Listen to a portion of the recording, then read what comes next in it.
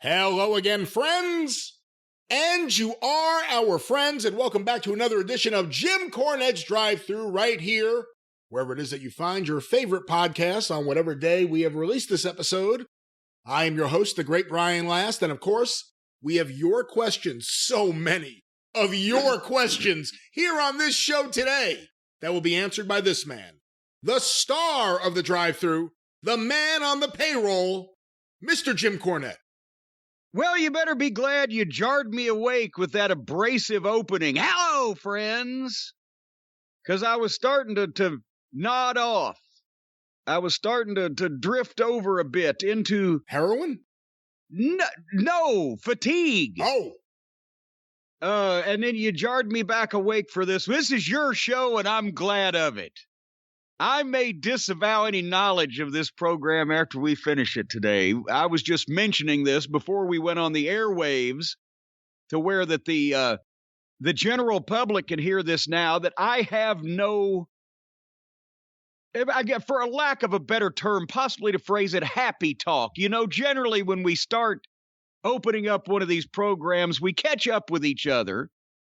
Because you and I, we talk often, but it's usually in front of the public. It's usually on tape here, being broadcast.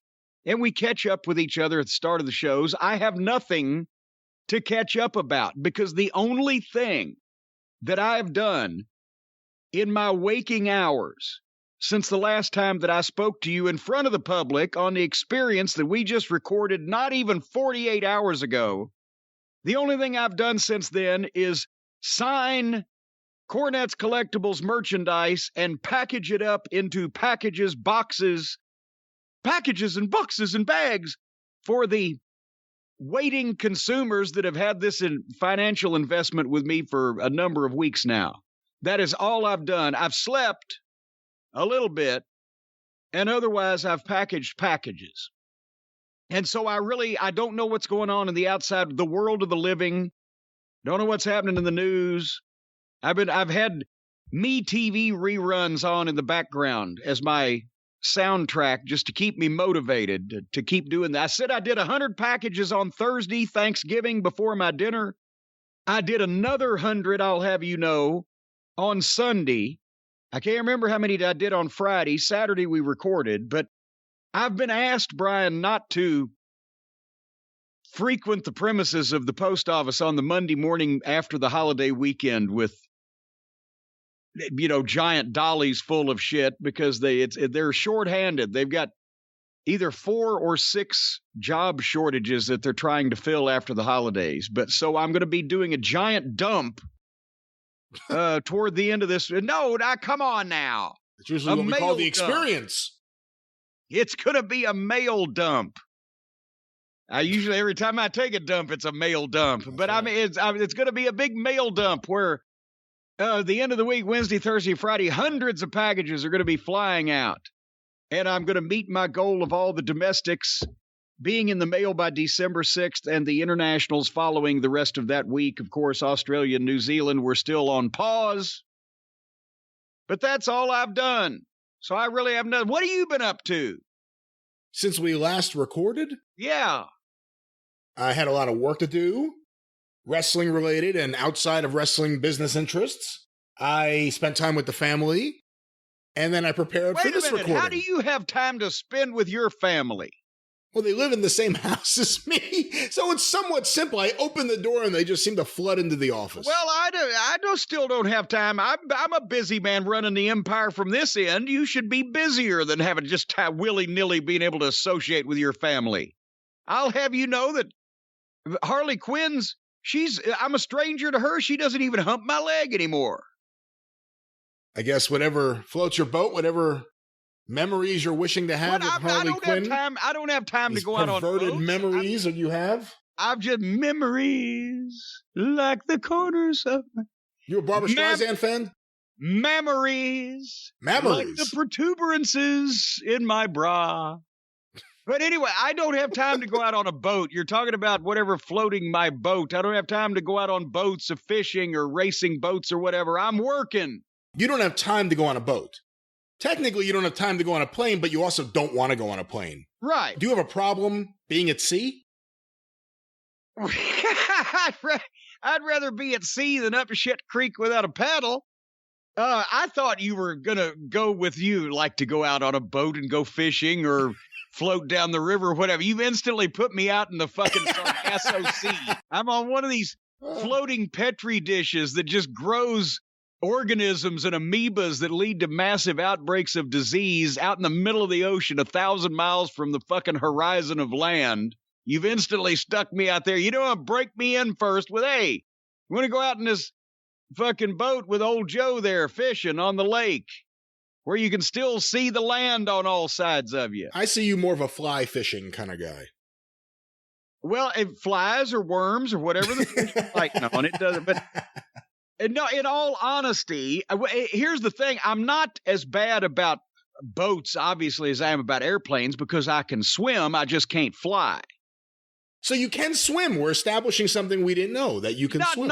Not fast, and I'm not going to try to do the English Channel, but I'm not going to drown for a little while. If I'm reasonably close to land, I'm okay unless there's some other mitigating circumstances like a fucking shark or something tied around my neck. I'll be all right in a lake, pond, stream, river, as long as it's not too fucking rapid. Unless it's a shark or something tied around your neck, you'll be okay. Some mitigating circumstance, I'm okay in a reasonable body of water. Basically, any time in my life that I have been in a body of water, I've been close enough to land to where that I was not in danger. I'm not going to just fucking willy-nilly be out at the 3-mile limit and decide, well, I'm too tired to get back to shore. No, that's not going to be Jim Cornette. And with boats, if you're on a boat, whether it be, I'm not big on those paddle boats because that's a lot of work. And the last time, it's what always are you about laughing effort. at? It's always about effort. It's your problem with everything. Well, let me tell you what happened. No, the last time I was at a paddle boat, it was like, oh my God, 10 years ago or so, the Midnight Express, and we had a reunion / fan fest out in the Eastern Virginia. What are you laughing at already now? The idea, you said the last time I was in a paddle boat was around 10 years ago. We had a Midnight Express reunion, and in my head, I'm trying to put together what Midnight Express and paddle boats have to do with each other. No, we had a reunion while we were out there in the coast of Virginia, out around the Norfolk area. And since that was a little trip, Stacey went with me, and we took a few days vacation, and we went to a colonial Williamsburg, and we looked at all the sights and things, and we were staying at a resort area. Well, it wasn't like a resort area, but it was a vacation little spot that, hey, you walk down, and there's the paddle boats on the lake with the recreation. And we said, well, we'll take a paddle boat, right? So we get the guy gives us the fucking boat, and she gets on the left, and I get on the right. And they untie us, and we start paddling. And we're getting about 10, 15 feet away from the dock, and already I'm realizing, I've been in a few of these things before, and they didn't seem that difficult to learn how to operate, but we're paddling and trying to steer, but it's just floating.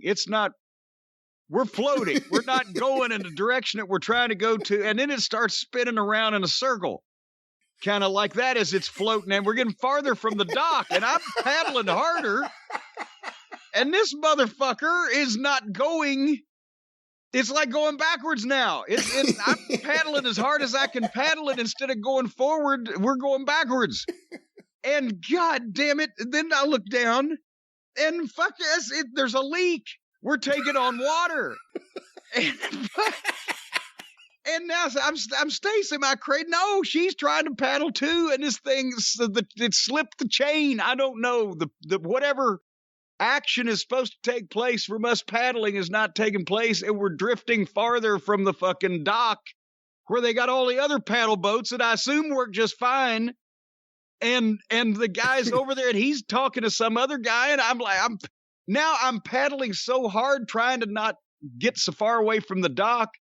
I got pretty good legs, Maybe not now, but 10 years ago, they were still pretty good. I'm pushing so hard, I crack the back of the seat, and it flies. So I fly backward, and now I'm completely prone, supine. Maybe. And so now I said, we got to call for help. And I said, I'm waving my arm, and I said, ahoy, ahoy, to the people in the dock. And they look over, and they're looking like, well, I said, we're taking on water. And we came, and now I'm blowed up anyway.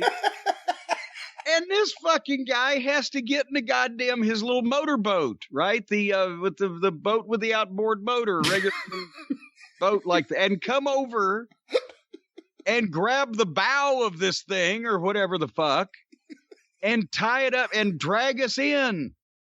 And by then we were almost sunk. And also, I said, what's going on? It must have done something. I don't know. And I said, well, fuck this. He said, you want another one? I said, no. I have to have a fucking stroke right now. Both of us, we had to sit down twice just walking back up the hill. I'm crying from laughing at this whole visual. I'm sorry that you're so sad, but the only time you should be in a paddle boat is if you're being photographed by WWF magazine. There's no other reasonable thought I could have of you in a paddle boat. But as far as other kind of boats, we did a couple of times. We've done the Belle of Louisville here, the paddle boat, the steamship cruising down the not steamship, but it's a paddle boat, paddle wheeler, cruising down the Ohio River. And that's not bad because, once again, you can see the sides, and it's fairly large, but I don't think it's going to sink in the Ohio. And so I'm not worried about that. I've been on one cruise. And we were in TNA, and we were down there 2 weeks in a row because it was holiday time. So instead of coming all the way back home, again, Stacey and I was, we'll get a cruise. And Bob Ryder fixed us up with the cruise. And we left from Tampa.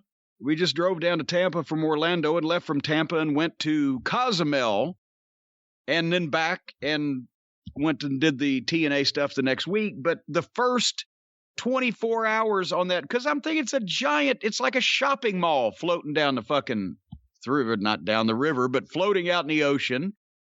You know, I'm seeing all these, the clips and the videos and the commercials and things where people are just dancing and playing musical instruments, and there's a guy cutting a diamond, just things that you can do that require great motor skills and coordination. I'm thinking this is going to be like just sitting in your house, right? God damn it. The first 24 hours we get on this boat, as soon as it takes off, the seas are rough, the winds are high, and they've told us that, well, it's going to be rough for the first day. You're walking down the hallways. I don't know, what do they call them on a ship? Not breezeway, the hallways of the thing. The hallway, yeah. And people are bouncing back and forth off the walls like a video game. Bang, bang. I'm leaning on shit.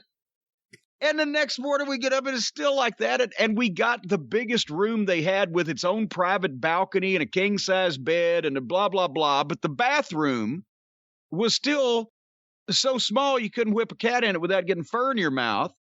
And the shower was like stepping into a goddamn phone booth for a midget. I had to put my knees together, scrunch down, put my head down to get in this shower. So I'm trying to take a shower while the boat's going back and bang, bang, bang. And it looked like a goddamn scene from Gilligan's Island. And I was about to say, I've made a drastic error. We're going to be on this thing for 4 days. And then things calmed down. And then, we could sit out on the deck without thinking we're going to fall over, and went upstairs on the big deck and all that stuff. There's a lot of, you're with a lot of people. I would never go on the wrestling cruise because if you know anybody on a boat, there's no way you can get away from them.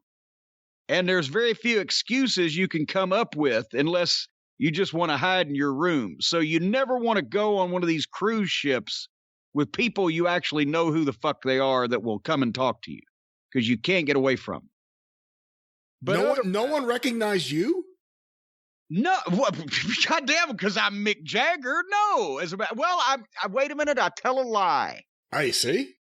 There was a couple of the people working on the boat, But it wasn't a wrestling crowd. Figures the carnies on the boat would be into. but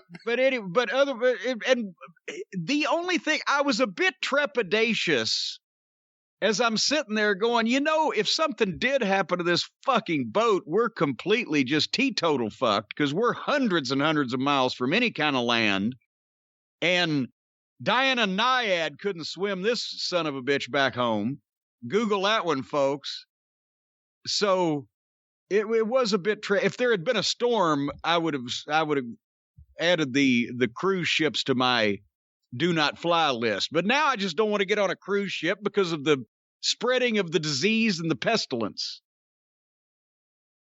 And this has been the Happy Talk this week. Yeah, speaking of spreading disease and pestilence, for Christmas this year, folks, there's going to be an exciting opportunity that you have not had for the past few months. The Christmas Cameo Chaos is taking place on Sunday, December the 12th. Jim Cornette finally will return to Cameo. And you're going to have a shot to get any of the people that you love and respect and cherish in your life, or any of the people that you hate, can't stand, and would like to hear chewed out in your life, a Jim Cornette video message shot by Hotchkiss Featherbottom on the high-quality video equipment that we have for these such of things. That's Sunday, December 12th at noon Eastern. And this time, the reason why it's Christmas Cameo Chaos is because we're going to leave them on sale until we have sold as many as we can possibly shoot and fulfill that week. And so it's open-ended, but due to past precedent, get in early. And you can either go to cameo.com/Jim Cornette, or go to the all new and still functioning JimCornette.com and click on the Cameo button. It'll take you straight to my page. That's Sunday, December 12th, while they last. Don't miss out. Get told off by Corny for Christmas. It'll be chaotic. No, even better, request that Corny tells off someone else for you, in your stead. Yes, I'll do that too. I will say anything that is not either illegal or admitting to illegal activities that can be used against me in a court of law. Otherwise, you're all in danger. I wish you were doing this when I was in high school. There's so many teachers I would have told to go fuck themselves. I already did. I would have had a professional do it.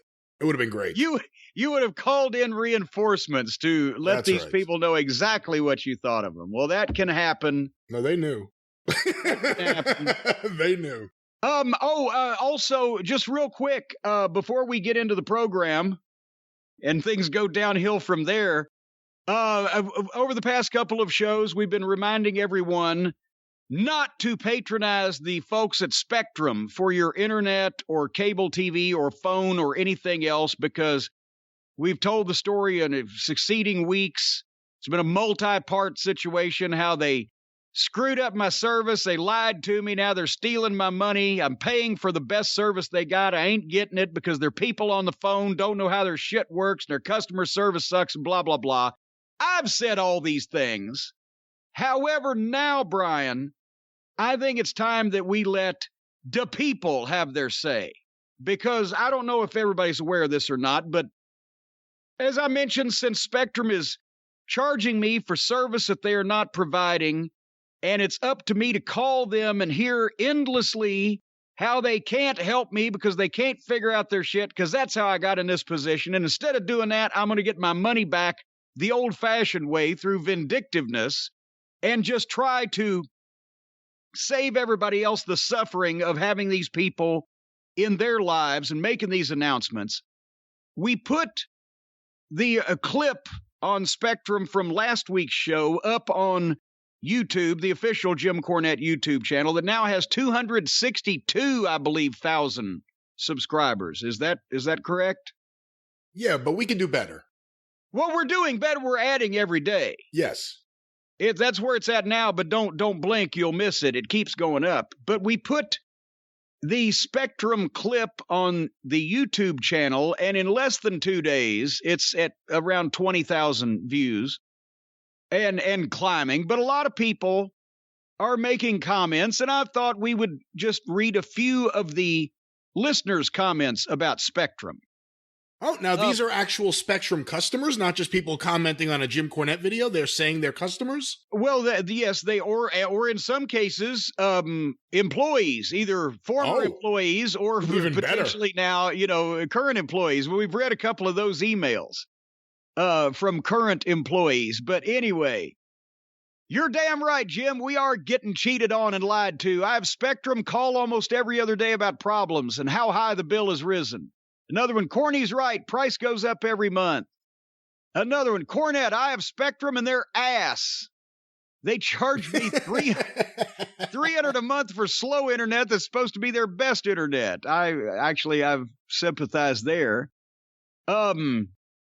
Apparently, Spectrum used to be Comcast. I've had a bunch of people say that they changed their name or were absorbed or whatever. Because apparently Comcast kept getting Golden Turd Awards, so they changed their name. Here's one. I loathe Spectrum cable and internet, and everything Jim said is how I feel. I'm a Spectrum customer, and they are horrible. I'm from Oklahoma and worked at a call center selling and setting up Spectrum cable internet. We do not have Spectrum in Oklahoma, even though they work there. They absolutely suck. Had many people tell me they were switching. Used to be a senior line tech for Spectrum before they bought out Time Warner Cable. Their modems and approved compatible devices are all outdated 6+ year old hunks of shit that they never do a damn thing to maintain. Their cable boxes are worse. It wouldn't surprise me if they're still using the same shit they used when I worked there years ago. Apparently, some people are forced by the living in apartments to purchase cable and internet through Spectrum and hate it. Boom, boom, boom, boom, boom. Hold on. I don't know if there's much of a comeback from this. Well, basically, I haven't seen anybody saying, oh, Spectrum is lovely. So this is what you get, folks. Unfortunately, some people don't have a choice because they're the only provider available. But if you have a choice, do not bring Spectrum into your life. I remember on Long Island, Cablevision had a monopoly for years. You had to have Cablevision. And eventually, Verizon Fios came around. That was the game changer. Because it went from you getting one of those services, Cablevision or Dish or DirecTV, and complaining about it, but having to do it because you wanted access. Finally, with Fios, which I've had now for, I think, over a decade, I can actually say I love my service.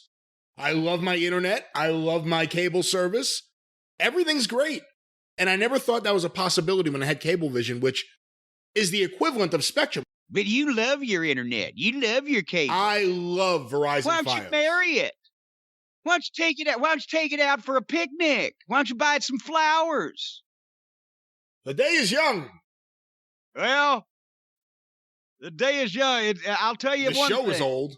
The show is old, and here one other comment here. As a former employee of Spectrum, it was my experience that we were told to actively lie to customers to ensure increased billing. And as a fellow Spectrum user, Jim is right on the money. I hate their cable boxes. And someone else, I know from experience, Spectrum absolutely sucks. I know from experience that they suck. And then, of course, this clip was titled Jim Cornette on Spectrum, and one person said, looking quickly, I thought this said Jim Cornette on the Spectrum, and got a chuckle. But anyway, so that's our weekly warning about Spectrum cable and internet and phone and whatever else across their own spectrum. I'm sure they like this brand of advertising, but Jim, of course, here on the Drive Thru. One of the big wigs could call me at some point and say, hey, we'll actually fix your shit that we screwed up this time. See, that's your problem. You still want to do business with these schmucks. You need to say, fuck you. I'm going to whatever the other service in town is. Because then they'd have to drill more holes in my wall and start this whole process over. And I don't believe that any of the other shit works or that anyone knows how to work it either. I have no confidence that anybody that would replace what I've got with anything else would know how their shit works either. You have no confidence, so you need a confidence man. I need a confidence man. Sounds like there are tons of con men over at Spectrum. Yeah, well, I'm gonna go ahead and have the Monroe brothers look into this. Ralph and Alf, they need new careers. They've actually used the promo code for Codecademy, both Ralph and Alf. Interesting. You know what I just started reading that you may like? Tinderbox. It's the oral history of HBO, which is really the history of pay cable. And it's pretty interesting. You would probably really like this. I would if you're looking for something to get me for Christmas, I would enjoy that because I love history and I love oral. History. Yeah, I said that. All right. I wish this was your show today. Well, it's not. God damn it. How about that? How about sucks. them apples? That sucks. Well, we got lots of questions, folks, but as Jim alluded to earlier, or just outright said, we recorded less than 48 hours ago. So not much has happened in the wild world of wrestling since then. No deaths, no ODs, The only thing that people are talking about in wrestling, the only thing they're commenting on is the comments that we've already made. That's what everybody's talking about. So we would have to be commenting on the comments about the comments that we've made. It would be hard to do that, but we can comment on other things, I think. We're going to just, today is, it could happen to you. I'm just going to pick what? random I've got an emails. update. Uh-oh. I've got an update. Before you go into that, I've got an update. We did bring something up. Was it just on the experience? Or maybe it was on last week's Drive Thru. Whatever the case. From Albert. He doesn't say where he's from, probably hiding out at a secure location. But we had mentioned that, gosh, what happened to Tony Schiavone's son? Remember they did that angle where Schiavone's son got pickled or whatever, and he broke up about it? Well, because a couple weeks ago, they had Schiavone interview QT for the CM Punk match. And that was where I first had the thought, wait a minute, I thought QT attacked Schiavone. Why would he be interviewing him now? Like nothing had ever happened.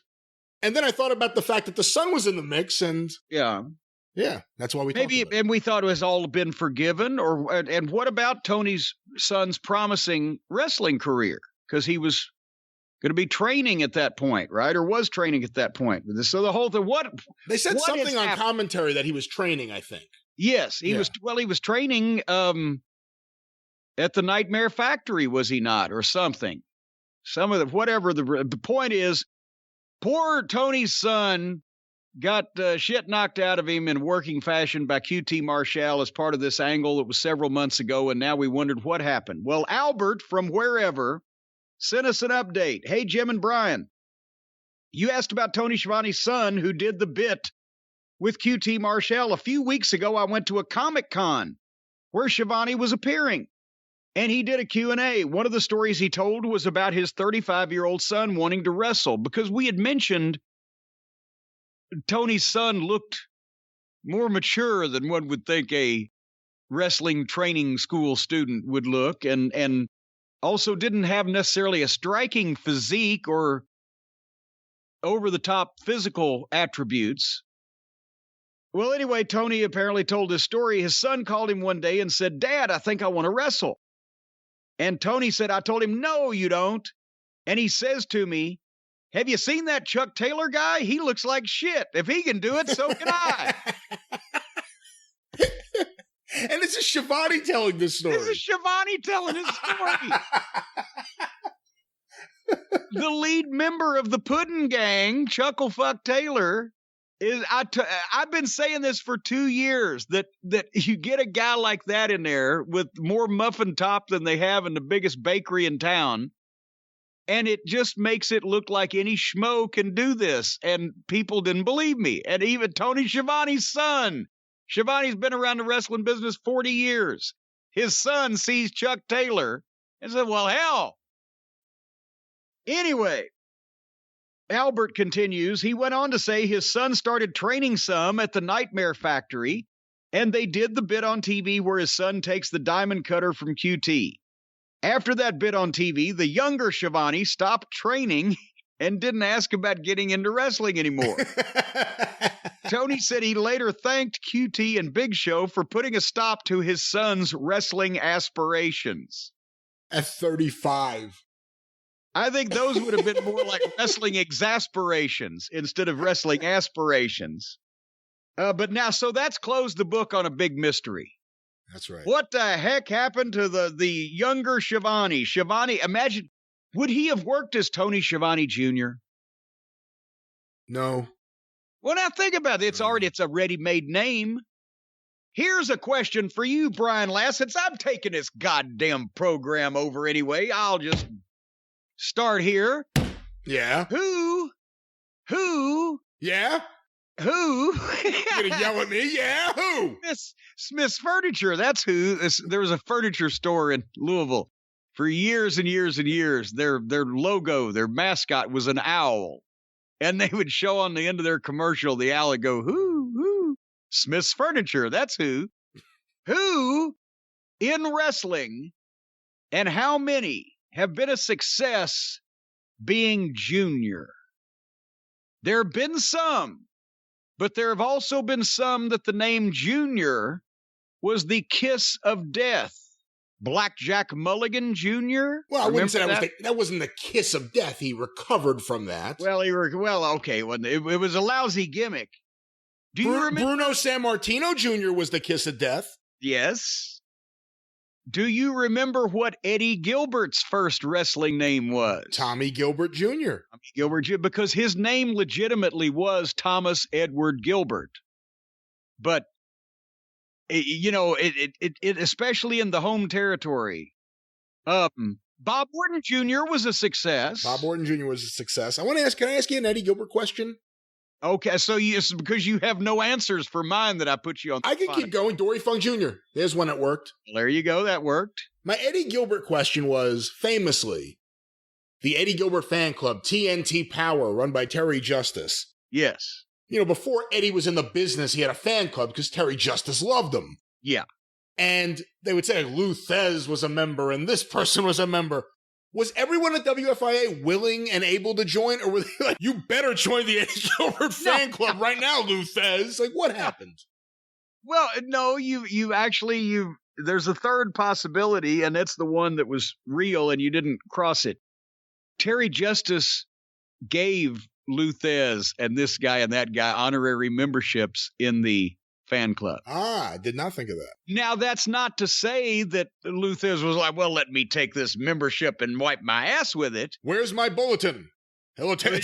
I've been waiting for my spring bulletin. Yeah, he didn't hound Terry about the bulletins.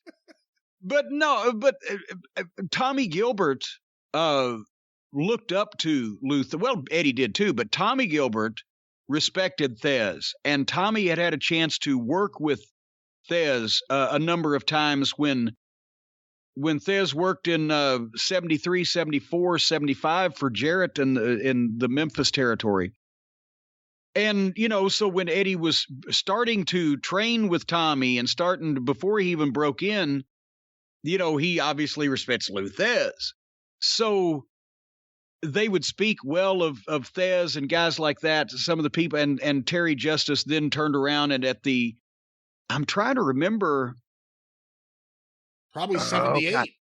That was 78. Where was Thez? Was actually at the convention in 1980 in Atlanta because he refereed on the Omni card that weekend. But Danny Hodge was at the convention in 1979 when we were in Memphis at the WFI convention. He came over and did a booth. He was retired at that point, but it wasn't that far from Oklahoma. When you say he did a booth, was he selling his cooking wear or was he doing something else? He was. Okay. It was the cookbook.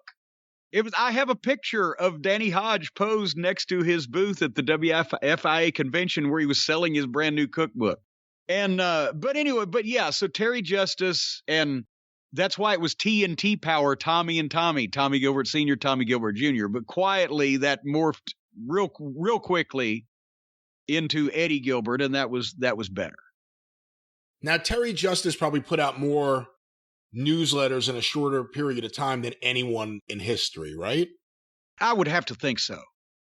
Because he did it for the love of the game. If you subscribed to it, he loved you for it, but if not, he sent them out for free, and they were, he must have been lived a mile from a printing place because they were just really well done. And it was all clippings, newspaper ads, and stories from all the different newspapers across the country about the local wrestling territories. And he'd try to put them all together in one fell swoop. And so it was great reference material. But yeah, there were like three issues a week at times. Yeah. Right?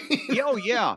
And special issues. He did the Eddie Gilbert, Tommy and Eddie Gilbert fan club, but he also did Encyclopedia Wrestling is a pretty cool thing. Regular wrestling bulletin. Then he did the encyclopedia where he'd go back and compile older stuff, and it was crazy. If he probably would have been, if he hadn't got killed in that car wreck, a drunk driver ran into him, he would have been all over newspapers.com and because he actually had to get shit through the mail or go to libraries and copy shit. You know, that was the only way to get that stuff back then. Now you can do research online. He would have had bulletins the size of the New York City phone book.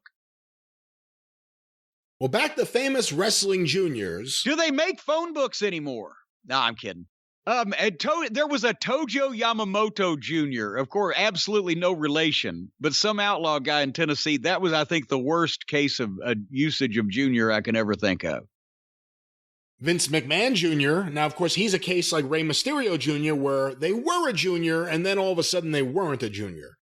Well, he's technically not a junior because he's the son of the elder Vince McMahon, but he has a different middle name, which is why that he is always chafed at being called Junior. It's a technicality that no one ever thought of until he started bringing it up.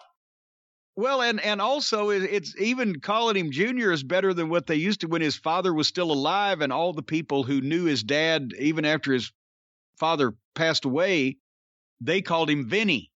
Hey, where's Vinny? Vinny. Gary Capetta still calls him that. There you go.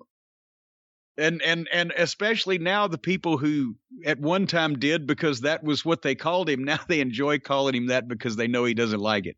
And, you know, his dad would call him that. The best is like in 84, 85, after Vince Sr. had passed and Lou Albano was still drinking. And you hear, Vinny Jr., Vinny Jr., you know, he was getting a double header. Albano got double heat. And you knew McMahon hated it. You just knew it. Every time he called him Vinny Jr. I think he actually did it before that when McMahon Sr. was alive. That was probably his only protection. He says that. Why can't I say that? Vinny Jr. It's like calling him douchebag von fuckface.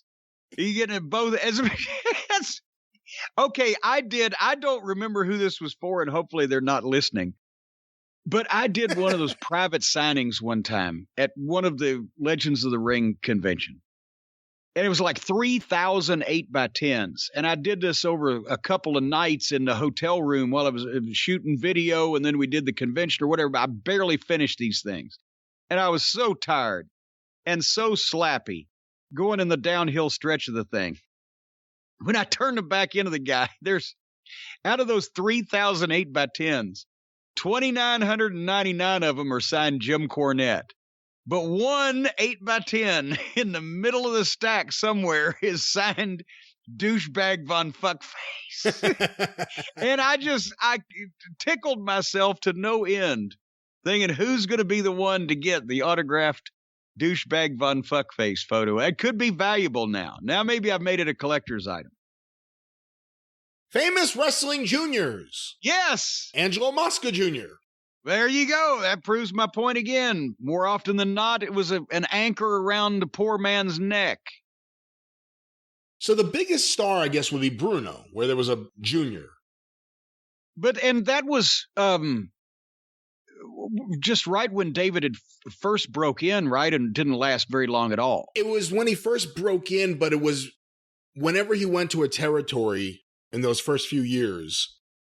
That was what he was, when he went to Georgia, when he went to Mid-South briefly, when he went to different places, he was Bruno Sammartino Jr. Oh, boy. And then when Bruno and Vinny Jr., reconciled in the summer of 84, Bruno became the commentator on Championship Wrestling, and David Sammartino came into the company, not as Bruno Sammartino Jr., obviously, which would have been the real kiss of death Oh my God! To go into the Northeast as Bruno Jr. Now he probably found out what poor Frank Sinatra Jr. felt like.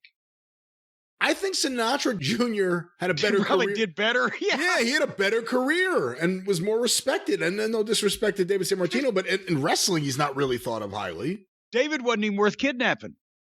Well, that's not nice. That's not very nice. No, I'm just kidding. That's nice. Just joshing. Do you think it was a real kidnapping, or was Sinatra Jr. behind the whole thing to get the money?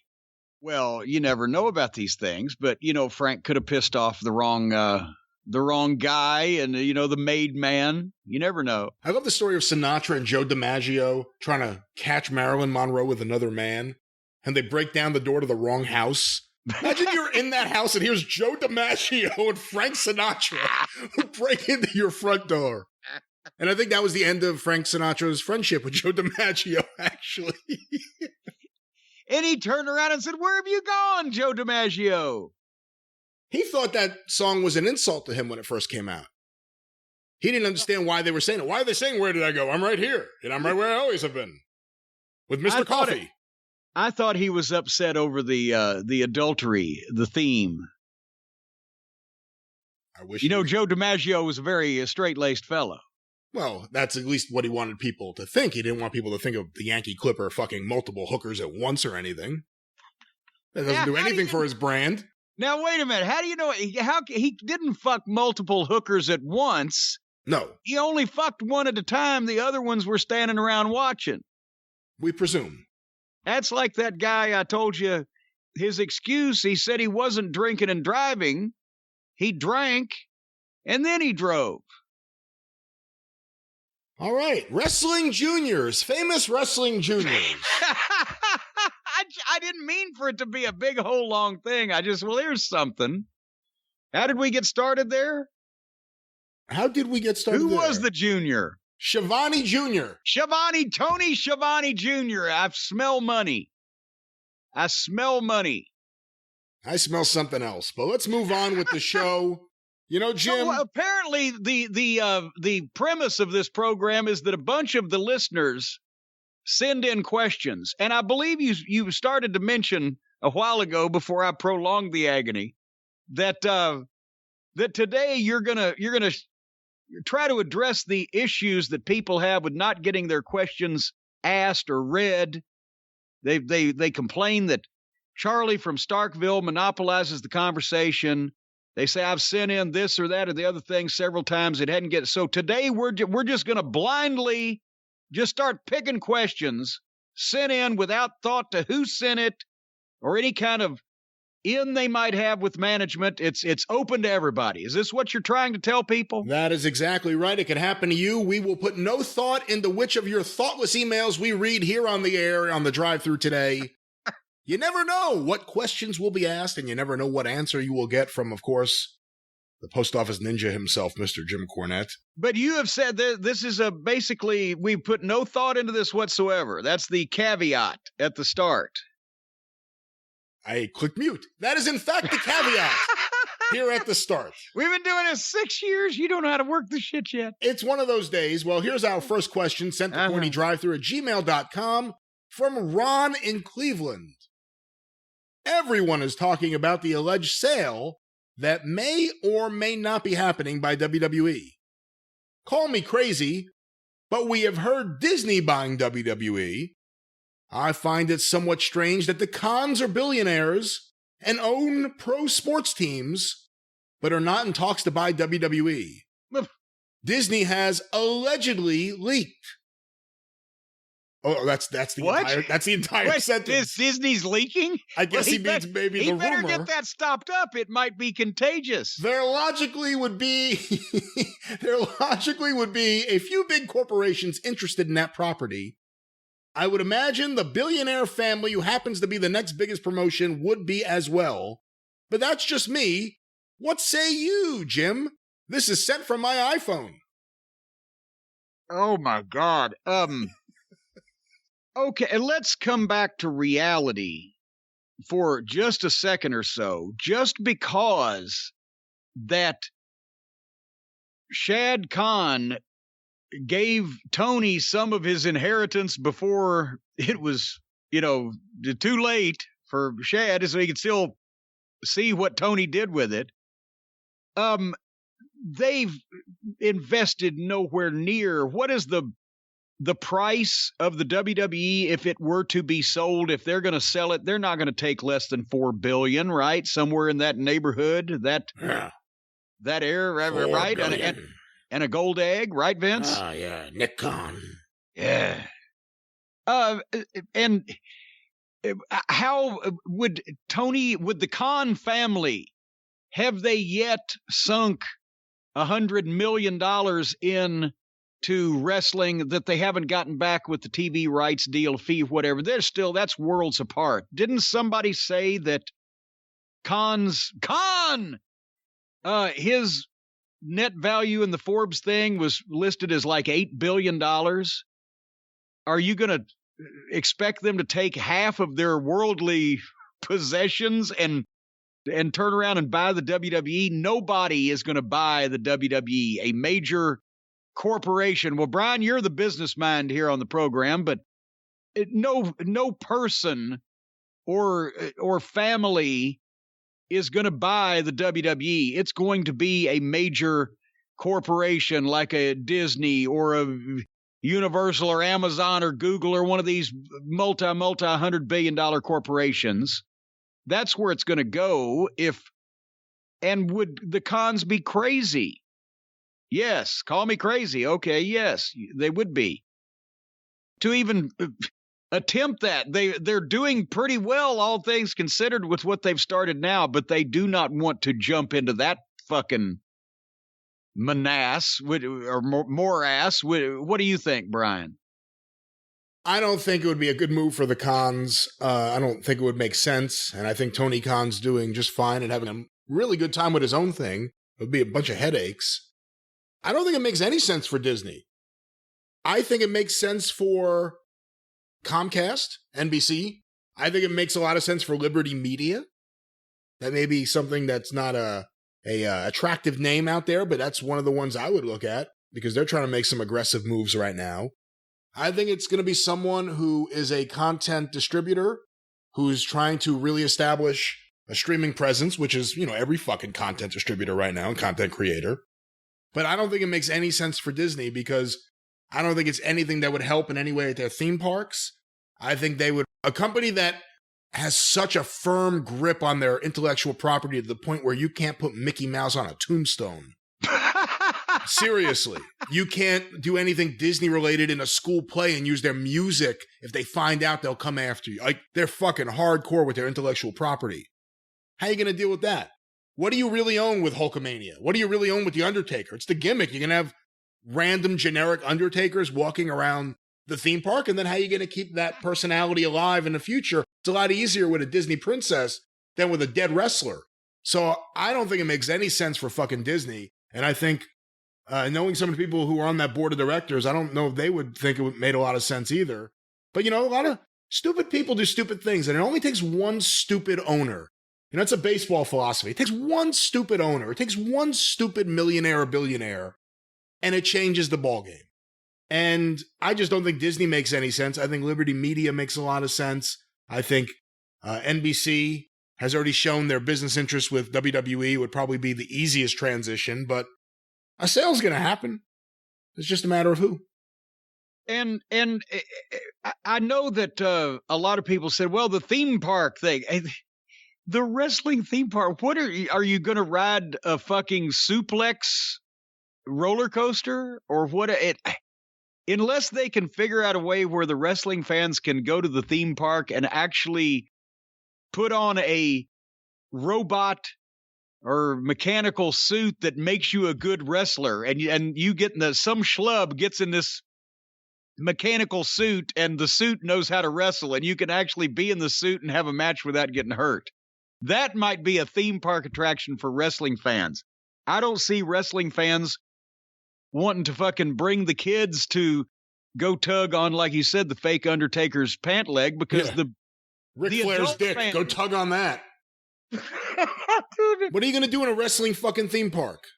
The adult fans are the ones that want to tug on the Undertaker's fucking pant legs. The kids would be like, can we go see the mouse? So, but they're going to, in some way or another, I can predict this. Whatever sale it happens where the WWE is absorbed, whenever it takes place by a bigger entity to do whatever, it will be more sanitized, more homogenized, less like pro wrestling, relying less on the individual guys and more on the people playing the parts that they come up with, and it'll be the shits. So actually, it'll be shittier now or shittier then than it is now, and we think now it's the shits. It'll be the drizzling shits. You know, I was talking to a friend of mine the other day who he worked for WWE, but he's not really involved with wrestling, but he still goes to like the Garden, and he knows people who work in the office, but he has nothing to do with wrestling. And he told me that he saw a funny thing at the last Garden show. He said he had never seen anything like it before. And maybe it's, you know, again, he's someone who was there and he never saw it, but maybe to the average person it wouldn't mean much. But he said in the middle of the show, while matches are going on, there's Nick Khan schmoozing with people around ringside. Not in the back. You know, you can't see Vince McMahon out there doing that. I mean, that's the thing. That's, I guess, why the visual was so striking. Here's the head of the company, other than Vince. Here's the real head of the company right now. And he's out there schmoozing while the show's going on. While the wrestling event is going on. He's out there schmoozing. What do you think of that? Well, obviously, the average fan doesn't have a clue what Nick Khan looks like. So he's able to do that. Vince was always, since before he was in a position of responsibility, he's always been a television figure because he was the announcer. So he would be ringside as an announcer at the Garden whenever they did the live specials or whatever. And obviously he's been a part of, you know, televisions that have been there. But since he was a performer, Vince would not go out in the Garden as the boss of the company, because before he became Mr. McMahon, he wasn't publicly acknowledged as the boss. And after he became Mr. McMahon, he was a performer on the show that shouldn't just be walking around shaking hands with people at ringside. So it's not an apples and apples comparison, but I think the biggest thing is that Nick Khan, if he's schmoozing with people at ringside in, you know, the world's most famous arena, it's people they're trying to do business with. And he can get away with that because the average fan doesn't know what he looks like. It doesn't detract from the match or distract or cause a stir. All right. Well, that answered that question. And we will now move on as soon as I locate another question. And let's, again, just random questions. Just randomly. This is what you wanted. This is what you wanted. This one was sent. You wanted it to be. You made us do this, people. This is what you wanted. You made it this way. We didn't want to treat you like this, but you wanted it. You made us do this. This one was sent to CornyDriveThru at gmail.com from Chad. Chad? Oh, Chad. Please elaborate. Look at all my beautiful stars. Please elaborate if Charlotte Flair was created in some tank and they used generic genes that made her DNA forget to form hips. Whoa! Oh, come on. That's what the email says. It says, whoa. Jesus. It could happen to you. These are the questions that we are getting sent. And possibly now one question that's being answered is, why don't they read any more of the viewer questions that don't come from Charlie in Starkville? Here's the next question. This one was sent to CornyDriveThru at gmail.com from Terry Smallcocks in Melton, England. Oh, serious? No, wait a minute. According to Terry here. Terry Smallcocks. That's right. Well, what does Terry have to say? Why has Nick Aldis never been signed by the WWE or even AEW? He seems to have great talent, but he's never been on a big stage. You know, actually, good question. I first saw Nick when he was signed to TNA, when they were doing that was early. I think that was the first spot he had in this country, the British group. And he was the diamond in that. And then, of course, I wasn't paying attention for a while.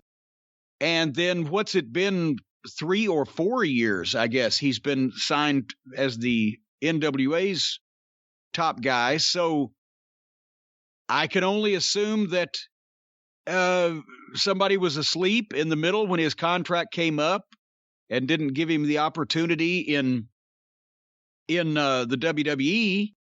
I think he's been signed to the NWA since AEW's been a thing. He has, and Bruce Pritchard came out publicly and ripped him at one point. I remember we talked about that. So, that's right. I forgot about that. If there's another guy Bruce doesn't see anything in because he doesn't have enough personality. And the list of Hall of Famers that Bruce Pritchard at one time or another thought didn't have any personality is long as my leg. But I would have to, that's it. It's just going to be timing, and we'll see what happens with the NWA. I don't know what his contractual situation is right now. But he's a guy that carries himself like a professional. He's got the size, he's got the look, he can talk, and he can work. Imagine that. Yeah, I think the big reason why he really hasn't done too much is he signed to a contract. It was a contract that I think rolled over, and Billy Corgan exercised his right to renew it. And I don't think he's going to do too much on a bigger stage until he's done with the NWA, if he's ever done with the NWA, and if that's what he wants. There you have it. All right. Thanks, Chad.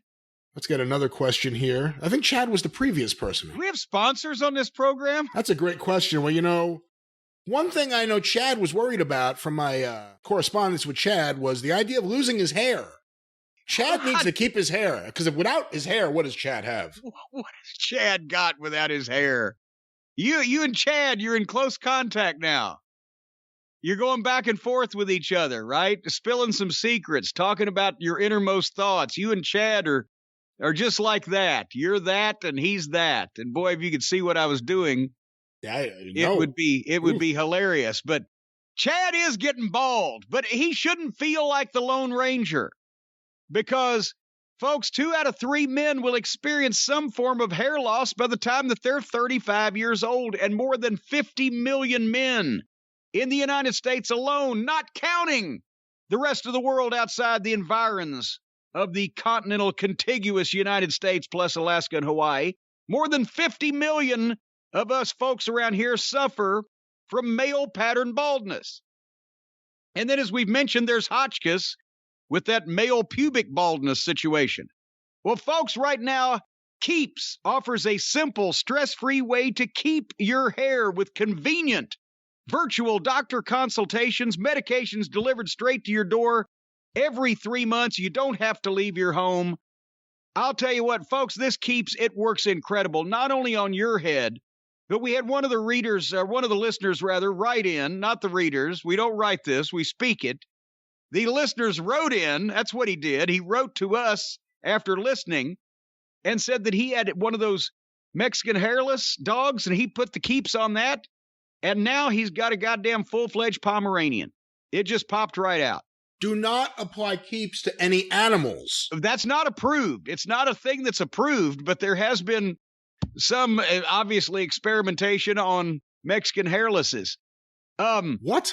Folks, the treatment start at just $10 a month with Keeps. They offer generic versions of all of the only top hair loss products that are approved, and it's discreet packaging. So when the mailman brings you your Keeps, he doesn't know what's in that package. It's a plain brown wrapper, as they used to say. So he doesn't know whether it's your Keeps. He doesn't know whether it's your dildos from the dildo store. He doesn't know whether it's your German porn from the German Goo Girls. He doesn't know what the German Goo Girls. It's a whole big thing over there. Anyway, Keeps has more 5-star reviews than any of their competitors, folks. My God. And prevention is the key, because treatments can take 4 to 6 months to see results. So act fast. Get this stuff started on your scalp, and you'll see the results. Not only will you keep what you've got, but it will encourage the recently departed hairs to present themselves again for possible consideration to be a part of your head of hair. So again, folks, if you're ready to take action and prevent hair loss, go to Keeps, Keeps, Keeps.com. Keeps.com/JCE. You'll get your first month's treatment for free. Keeps.com/JCE to get your first months of treatment for free. Keeps.com. You know, it's just like landscaping. I can get the weeds to grow without even trying. The weeds just take off and grow like crazy, but the stuff you plant on purpose and you want it to grow, it just won't. The same thing, you've got hair everywhere as you get older, except on your head where it shows. You ought to see some of the places I've got hair. Well, Jim, speaking of keeps, a lot of wrestlers have been hoping that they keeps their job in WWE because WWE just seems to be slashing the roster left and right. Anyone lose their job today? Well, somebody who lost their job recently has commented on something that we were just talking about. As this is breaking news, folks, it's a fluid situation. Former WWE superstar Frankie Monet, known to the world of wrestling as Taya Valkyrie, once again now, I guess, since she's been let go, has commented publicly that she believes that the WWE will be sold within the next 5 years. And this comment was on, this was reported on itrwrestling.com, Inside the Ropes, their friends over across the pond. But this was on Twitter. Fight TV sent out a tweet asking, where do you see hashtag WWE in 5 years? And Taya Valkyrie responded, sold. And apparently, and we mentioned this, I was excited to see a lady wrestler signed for once because she's got the look, she's got the experience, and she got the oomph and the whole 9 yards, right? Wanted to see what she was going to do. In NXT, I said, okay, I'll take Frankie Monet. That's an okay name. And they started to build shit around her. She had stooges. She was carrying a little puppy dog like the Paris Hilton California blonde thing. But then all of a sudden shit didn't go anywhere. She wasn't she just about to be brought up to the main roster and then got fired like some of the others? But regardless, maybe, I don't remember. Regardless, whatever the fuck, Frankie Monet was part of the WWE between April 2021, so this past April, until she received her release on November 4th. So that's April, May, June, July, August, September, October, 7 months. She only wrestled 6 times. How could that be? 6 times in 7 months? She wrestled 6 times for the company as part of NXT. She wasn't wrestling every week on TV. Remember, I kept saying, hey, could we see more of her when we were watching NXT? She might do a promo or she might be doing something, but she only wrestled apparently 6 times. And they decided, oh, geez, we just can't put up with that. How do you even know if anybody's any good when they only wrestle 6 times? To me, the one that still is the most puzzling is Hit Row. Yeah. Like, unless there was an outside the ring issue we don't know about, unless it was they refused to get vaccinated and that was it, Vince wasn't going to give them any leeway. Well, we don't know that it's any of that. Well, actually, there are reports out there that our friend AJ from the Treasures program was not doing the whole group any favors with the way he was coming off. And that he was getting some heat backstage. And, you know, honestly, in today's environment in that company, you could either get heat backstage for being too smart or not being smart enough. I think I probably know which side I would level AJ on, since he'd just been in the business for fucking 12 months. They already put him on an A&E television program and have rushed him through training and up to the main roster. Yeah, the only person he's beaten so far is John Pantozzi for those boots. But he was the guy. He was the guy with the size. He was the guy that they were doing outside things with. And if he's coming off like a fucking, and sometimes we've talked about it on the program. They bring these guys in, they cater to them, they put them in this fine training facility instead of the old warehouse we used to have in Jeffersonville. They tell them they're entertainers and TV superstars from the word go, and they have no frame of reference what the actual wrestling business is like. So they come off as however prima donna or entitled or just whatever. But then also you can't necessarily say that it's his fault because other people, as we just mentioned, get heat for being too smart and realizing that the people telling them what to do don't know what they're doing. So who knows which one it was. But once they fired the girl, and then apparently the other two were only good for being part of the group, if they weren't sold on old AJ, then there it went. But they spent so much time. Yeah, I mean, they gave them so much time on TV.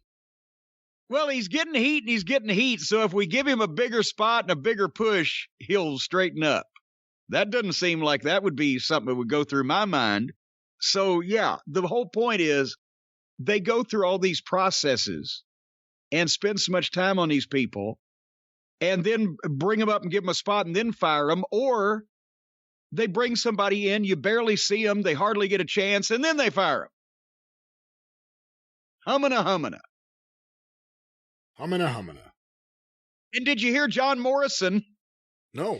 Apparently when Laurinaitis called him, he didn't even wish him well in his future endeavors. And that's what Johnny said, hey, at least get your catchphrase right. He was offended by that. Laurinaitis told him he was released, but he didn't wish him well in his future endeavors. So his statement said, hey, get your catchphrase right. I would never work for a company where the person that would call me to let me go would be John Laurinaitis. I would never put myself in that position ever. Oh, wait a minute. John Morrison says, I want you all to know he's talking to the fans. How grateful I am for the support you gave me during this past run with WWE. I also want you to know that I did, in fact, receive a phone call from John Laurinaitis, during which he told me that my services as a talent were no longer required, but I didn't even get a best of luck in your future endeavors. I mean, if you're going to let me go, at least get your catchphrase right. Well, he seems to be taking it well. I think he'll be all right. I don't think Johnny's going to be too horribly upset. All right, well, let's get another question here before the listeners get very upset, and I can't believe they wouldn't be already.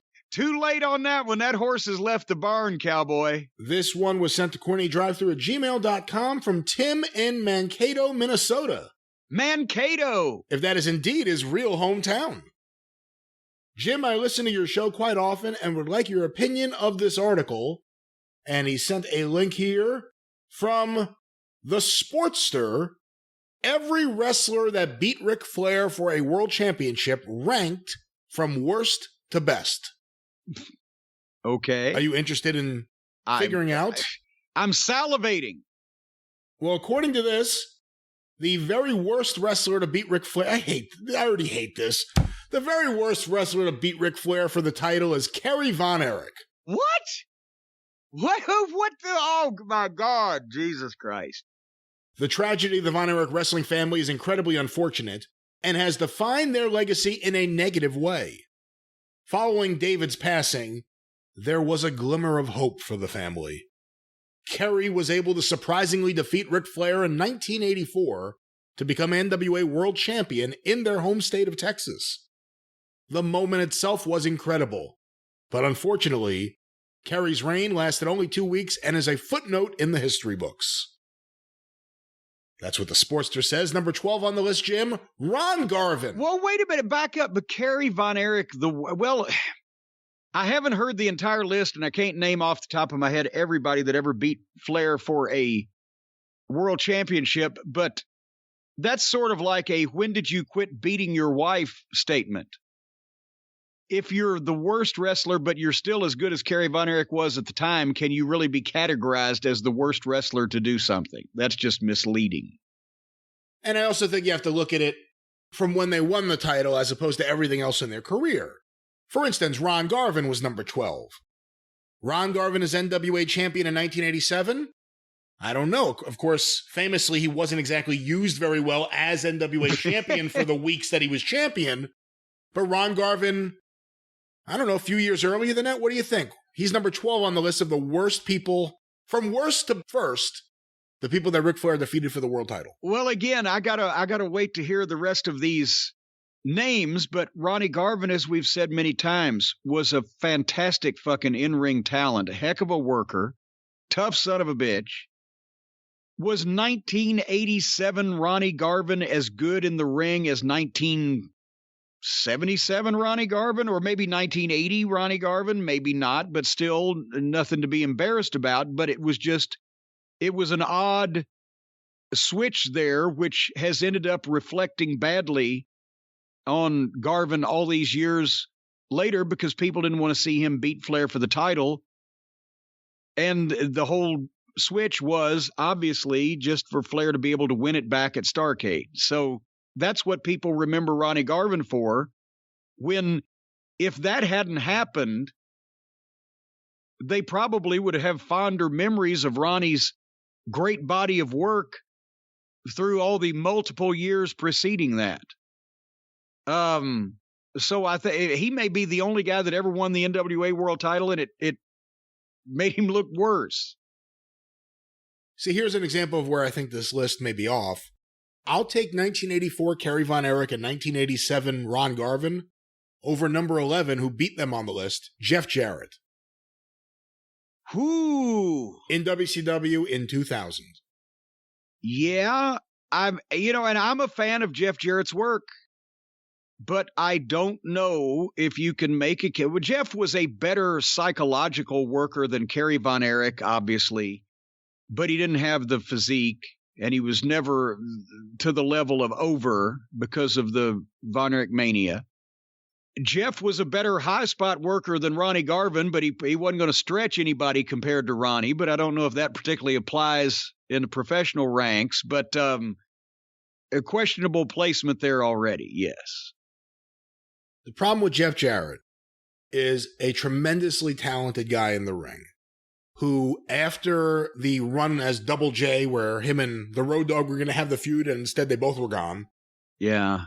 Every push Jeff Jarrett had on the national stage after that always felt like it was being forced. And it never felt like it was organic or coming from the fans at all.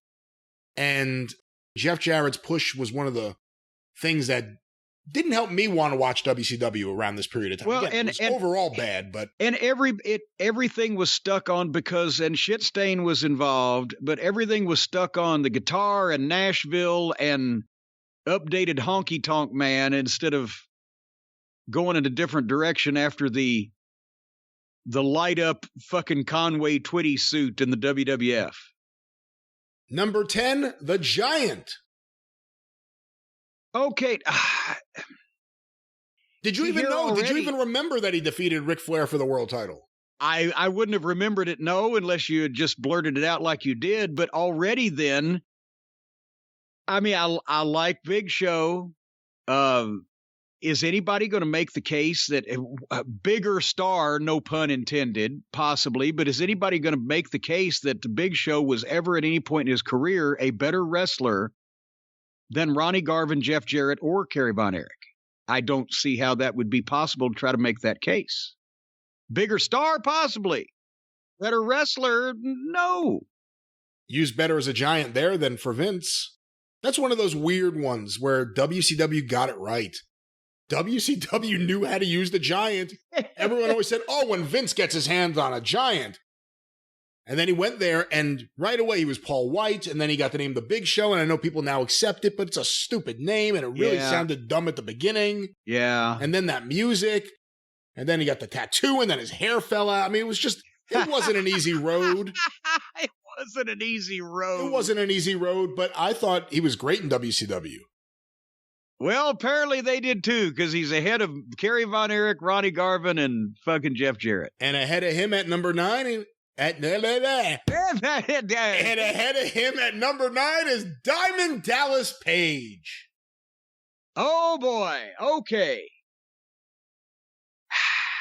Again, bigger star nationally because of the time period, yes, but nobody can argue that Dallas Page was a better wrestler than Ronnie Garvin. Can we? Can anybody? Would Dallas Page say that he was better than Ronnie Garvin with Ronnie's 20 fucking plus years of experience and worked all over the fucking country and world and et cetera, et cetera? And I mean, Kerry. See, what do you think? Dallas Page, I'm not a major Dallas Page fan, but like he should be, and he should be ahead of Jeff Jarrett, because the one thing that you have to remember, both WCW World Champions, Dallas Page got himself super fucking over. Yeah, he was over. Whatever you want to say about him, and I'm not the biggest fan, he was super over. Jeff Jarrett was the opposite. He never got that over. That's why I think I have problem with the way that this thing is titled, phrased, or whatever. Worst wrestlers. Not most over guys or biggest stars or whatever, but worst wrestlers. But go ahead. At number 8, Dusty Rhodes. Well, there you go, baby. I'm trying to figure out who seven guys could be on top of the American Dream when you're talking about people that beat Ric Flair for the world title.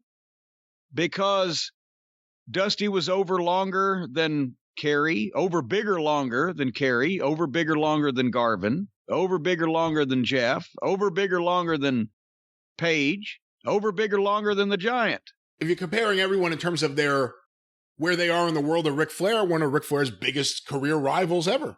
Yeah. So now I was taking issue worst wrestlers, but in this case, Dusty was nowhere near the in-ring wrestler that Ronnie Garvin or Jeff Jarrett was, but he was a much bigger star. He was bigger than Dallas Page ever was, bigger than the Big Show, bigger than anybody. So how are they grading it? Wrestling talent or level of stardom? Well, at number 7, Randy Macho Man Savage. Woo! Okay, there is somebody who can rival Dusty Rhodes for level of over and was actually better in the ring, but never was the booker, etc. But you can't. The only thing I'm trying to think is now, how have we got 6 people that are going to beat Randy Savage and Dusty Rhodes? Did you ever see the WrestleMania 8 match with Savage against Ric Flair, where Flair bladed and got in trouble, but he got all bloody? It was great. Yeah, it was probably a great match. Years ago, yes. The one they teased they were going to put naked photos of Elizabeth on the giant screens. And much to the disappointment of myself and all my friends, they did not. A great match. Underrated match. Number 6, Hulk Hogan. Okay. I guess that's a name that could top Dusty Rhodes and Randy Savage. And of course, again, we're going with star power now rather than level of wrestling talent, or elsewise Hogan would not be on top of Randy Savage and some of these other people. That's right. And you can't argue. Hulk Hogan, big star, big feud with Ric Flair. Ric Flair may have never come out of it on the right side, but some of that was he allowed himself to be booked that way. But, yeah. But who could be bigger than Hulk Hogan? Only 5 other wrestlers. At number 5, a surprise pick, Tatsumi Fujinami. What? Okay. Was that even a recognized drop, or was it a phantom drop? It was recognized in Tokyo. I'll tell you that. It was recognized there. It wasn't recognized here. I think it was recognized by the NWA at the time. But this is right when the NWA World title and the WCW World title went in 2 different directions. That's right, and that was part of the reason why they were going in different directions. Okay, Jesus Christ, if you talk about actual in-ring wrestling talent, you may not be able to find anybody better on the list, but if you talk about level of star power and you leave the country of Japan, then he would be the least on the list, because at that time, nobody practically in the United States knew any, comparatively speaking, knew any of the top Japanese guys except for Moolah, who had been on WCW television. Yeah, and again, Fujinami in 91 is not Fujinami in 88, and he's not Fujinami when he was younger and he was a light heavyweight. Right. Different Fujinami. But number 4 on the list, Bret the Hitman Hart. Okay, now you've got level of star power and the excellence of execution. I think that Hart, Dusty, Hogan, Savage should be maybe 1, 2, 3, 4, but I can't imagine who's left. I'm trying to think. Well, number 3, one of the big ones, Harley Race. Oh, forgot about Harley. Now, this is interesting because, again, for star power, Hogan and Savage and God, even Page at his peak was probably a bigger national star than Harley was, but Harley had the benefit of 30 years in the territory, so everybody at one time or another had seen him. And Harley's in-ring is obviously unquestioned, but at the same point, what was that, 83? Starrcade 83? No, well, 83 when Harley won he won beat the title. So yeah, he beat Flair in 83 because that was when also they changed the main event for the world-class Star Wars show, and Harley all of a sudden showed up, yeah. So the point is, 1983 Harley Race, I'm not sure I would put him performance-wise up against Randy Savage or potentially Fujinami or whatever, but okay, there you go. At number 2, Ricky the Dragon Steamboat. Forgot about the steamer. I can't see that now we're going back to in-ring match quality because Ricky was not as big of a star as Hulk Hogan or Randy Savage or etc., but he probably was Flair's preeminent in-ring rival from an athletic and performance standpoint. And also, and honest, where do you stand on? We know Bret Hart was a bigger star in his day than Ricky Steamboat was, but who was better in the ring, Steamboat, Bret Hart? Really tough. And again, I'm judging the best of Bret Hart is kind of a different era than the best of Ricky Steamboat. I would take Bret Hart. I'd have to take Steamboat just because I loved the way he sold as a babyface. That's the thing. I love Ricky Steamboat, and I'm not taking anything away from him. And I agree with you. Bret Hart could do babyface or heel. And he's believably rough in either role. I concur. Well, we only have time or space, or this list only has one more person. We got all the time in the world, but we've only got one more person on the list. Every wrestler that beat Ric Flair for a world championship, ranked from worst to best.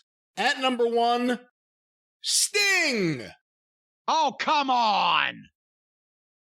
Oh, come on. No, but, okay, I'm sorry. And not to denigrate the Stinger, but no, Ricky Steamboat, Bret Hart, Randy Savage, Hulk Hogan, Dusty Rhodes, not on top of that. Not on top of that. All right, who's the biggest Ric Flair rival that you're, well, I shouldn't say surprised, but you look at this list, it's like, wow, everyone's there. Okay, Barry Windham's not there. There's one of the big ones that isn't there. But because he never beat him for the belt, Terry Funk. Right. Well, Terry Funk was a short, well, I guess. But it was memorable. It was very memorable, of course. Bruiser Brody. There were a lot of classic Flair and Brody matches, St. Louis. They weren't putting the belt on Brody. Well, I know, but I'm just saying, if you go for other Flair rivals, Flair and Valentine against the Anderson brothers in the Carolinas. Flair and Piper. Flair and Snuka.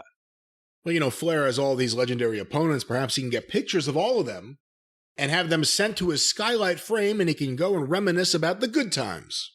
Boy, can you see that right now? Skylight frame sitting there on the desk or on the shelf or hung on the wall or spread around on your living room table or your coffee table or wherever you want to set these things. Put them up on the front porch. But see a skylight frame with pictures of all of the famous wrestlers that have defeated Ric Flair for the World Championship. That would be fantastic. Although I think possibly if it was in Flair's house, he would want a skylight frame of all the wrestlers that he's beaten for the world title. And then he could rank them in order of how many potatoed him or not. But folks, if you want the perfect holiday gift, because I know this is a rumor, but the holidays are just around the corner and everybody's looking for the perfect gift. We've suggested a few. I'll throw another one up on that list. The skylight frames. We've been talking about this thing Even if you don't want to use it for the candid photography, for the naughty stuff that I've been screaming somebody needs to do because it's just tailor-made for that, you can also give this to your family, your friends, your loved ones as a gift that will touch them and touch their hearts and warm their cockles for the rest of their life. And you can add to it all. This is the only time, Brian, that you can actually buy somebody a gift. And then you can improve it later on, and you don't even have to be there in person. Because let's say you buy the skylight frame for your mom or your dad or your grandmother. They're not able to visit the rest of the family. They're shut down because of the pandemic. Whatever the case, they want to see pictures of the little Rugrats. You get them the skylight frame, you load it up with the pictures. You can just email pictures right to this skylight frame, and they pop up. You preload it. You send it off to Aunt Fanny or Uncle Felcher, and they look at the pictures that are on it then, but you can give that email address to the other members of the family and other friends where they can start sending pictures. And so your gift, the same gift that you got, can keep on giving because it can be improved and added to by a large network of friends and family so that everybody can keep in touch. And all you have to do is swipe through the pictures with your finger. You can use your finger to tap the person who sent you the photo. Well, you don't tap the person, you tap the photo and thank the person. You can do anything with your finger on this frame. It's got a black frame and a white mat, so it looks like a real photo frame, but the slideshow just starts going by. And think, if you don't like somebody, then imagine what you could do. You could send them one of the skylight frames. They open it up, set it on their shelf, and then you could take and you could print up flyers with the email address of that skylight frame, and you could pass them out all over town in unsavory parts of town saying, hey, send this guy a picture of your puckered sphincter. Send Ric Flair one with nothing but pictures of JYD and Buddy Landell, all of his favorite opponents. There you go. You can do anything with these things because skylight frames are miracles of modern technology, and there's 100% satisfaction guarantee. If you don't love the frame, they will offer you a full refund. You're a prick if you take it, but they'll offer you one. But anyway, whether pictures of family or friends or whatever, no matter who you want to give this to, it is a model holiday gift. And right now is a special offer. You can get $10 off your purchase of a skylight frame when you go to skylightframe.com and enter the code DRIVE. That's right. SKYLIGHTFRAME.com. Promo code DRIVE. Skylightframe.com. Promo code DRIVE for $10 off the purchase of one of these fine, fine holiday gifts. Folks, they're pea-picking good. All right, well, let's see how good these next questions are. Jim? Open it back up to the people. I'm opening it up. Let the people speak. Well, let's see what they have to say. This one was sent to CornyDriveThru at gmail.com from Alex in Latrobe, Pennsylvania. The subject line says, was WCW really that much of a threat? Happy holidays to both of you. For a 24-year-old that never got to see the rivalry between WCW and the WWF, was Vince or yourself ever really worried that you might be losing the battle? And when did you think that WCW changed into the outlaw mud show that people love to rag on? I think that Vince was at some point, he was worried. I don't know that he was ever convinced they would lose the war or whether he gave that vibe off and let people believe that in some instances so that they would fight harder. As far as losing the battle, we did. And I say we because I was there then. We lost a number of battles. But the war is a different thing than one or two battles. I personally, I always said this. I said this then. I've said it since then. So I'm not trying to do revisionist history. I always thought that at some point what happened was going to happen. I didn't know how long it was going to take, but from looking at the WCW television program, from reading things that happened behind the scenes and accounts of things from talking to people that worked there, and the lack of coordination, or, what's the word I'm searching for besides coordinate? Just the lack of Vince's business. His company always had its shit together, even if creative was bad or the talent was down or whatever. The company as a structure always had their shit together. They were well entrenched, well established. They had a bigger foothold in Canada and overseas, which is why a couple of those years there when it was a little dodgy that WWF was doing the overseas tours more often because they could still draw, mega gates over there. WCW only had a brief period of time where they were really over, in Europe and etc. Before that all fell apart. So I always thought that while, Jesus Christ, they're doing business and they're outdrawing us on TV ratings or whatever, I could not believe that as haphazardly as I was hearing and reading and seeing that company was run and all the various things that they did during the hot period, I thought sooner or later, wheels are going to come off. And they did. I didn't think that Vince, in the end, I didn't know how long it was going to take, but I didn't think that Vince, in the end, would lose a promotional war to a company being run like that. And that, they helped out considerably in the last 18 months that they were around, but I thought that Vince would end up and I didn't know that the WCW was going to go out of business. I'm not saying that. I'm just saying that I thought that eventually, the WWF would still emerge as a clear front runner around the world just because of the difference in how the businesses were run. But nobody could have predicted that the thing would fall apart as quickly as it did at the end, WCW, and be sold like that for peanuts. What percentage of the people in the company, in the office, if amongst the wrestling people, I guess I should say, actually believe the whole woe is me, big bad Ted Turner's coming after little old me, I'm just trying to operate myself, I would never do anything to hurt anyone else? How many people really believe that? Because a lot of people certainly repeated it. Well, almost everybody. Bruce repeated it. I don't know if he believed it.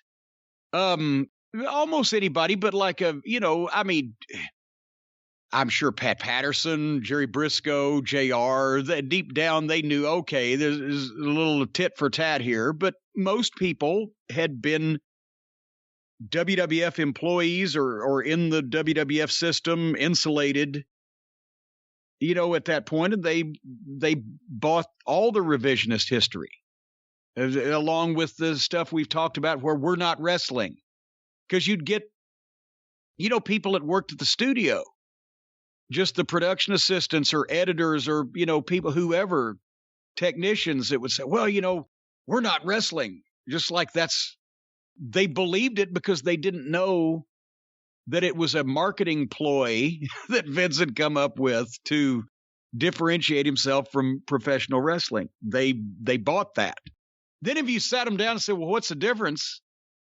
They couldn't really tell you because it was never explained in any way that you could actually grasp how the WWF wasn't wrestling. It was just, we're not wrestling. As that one time in a meeting when Shane brought up, what should we call our performers besides superstars?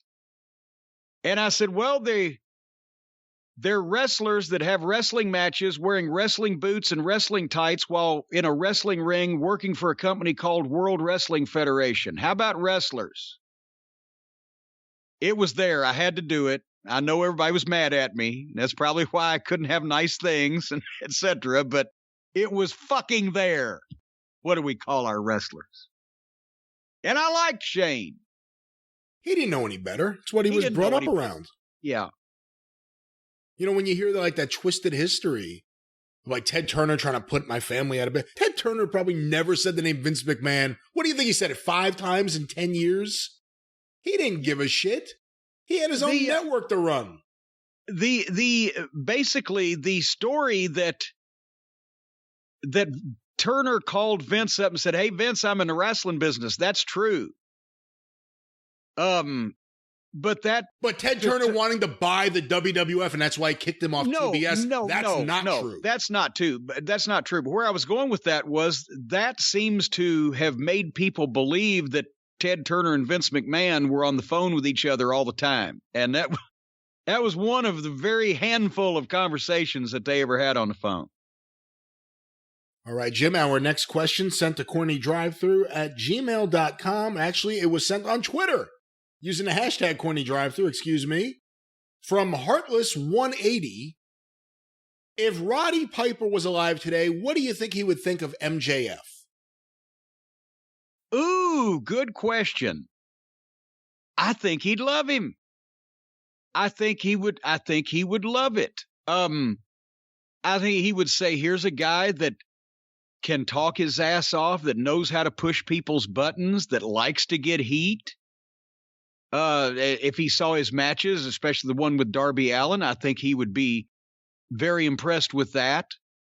So, I got to think Roddy would be kind of probably relieved that somebody has come along like that still obviously takes the business and what they're doing in it fairly seriously and can go out and kind of, not the same style that Roddy did, but in the same vein, go out and stir people up on the microphone like Roddy did 40 years ago.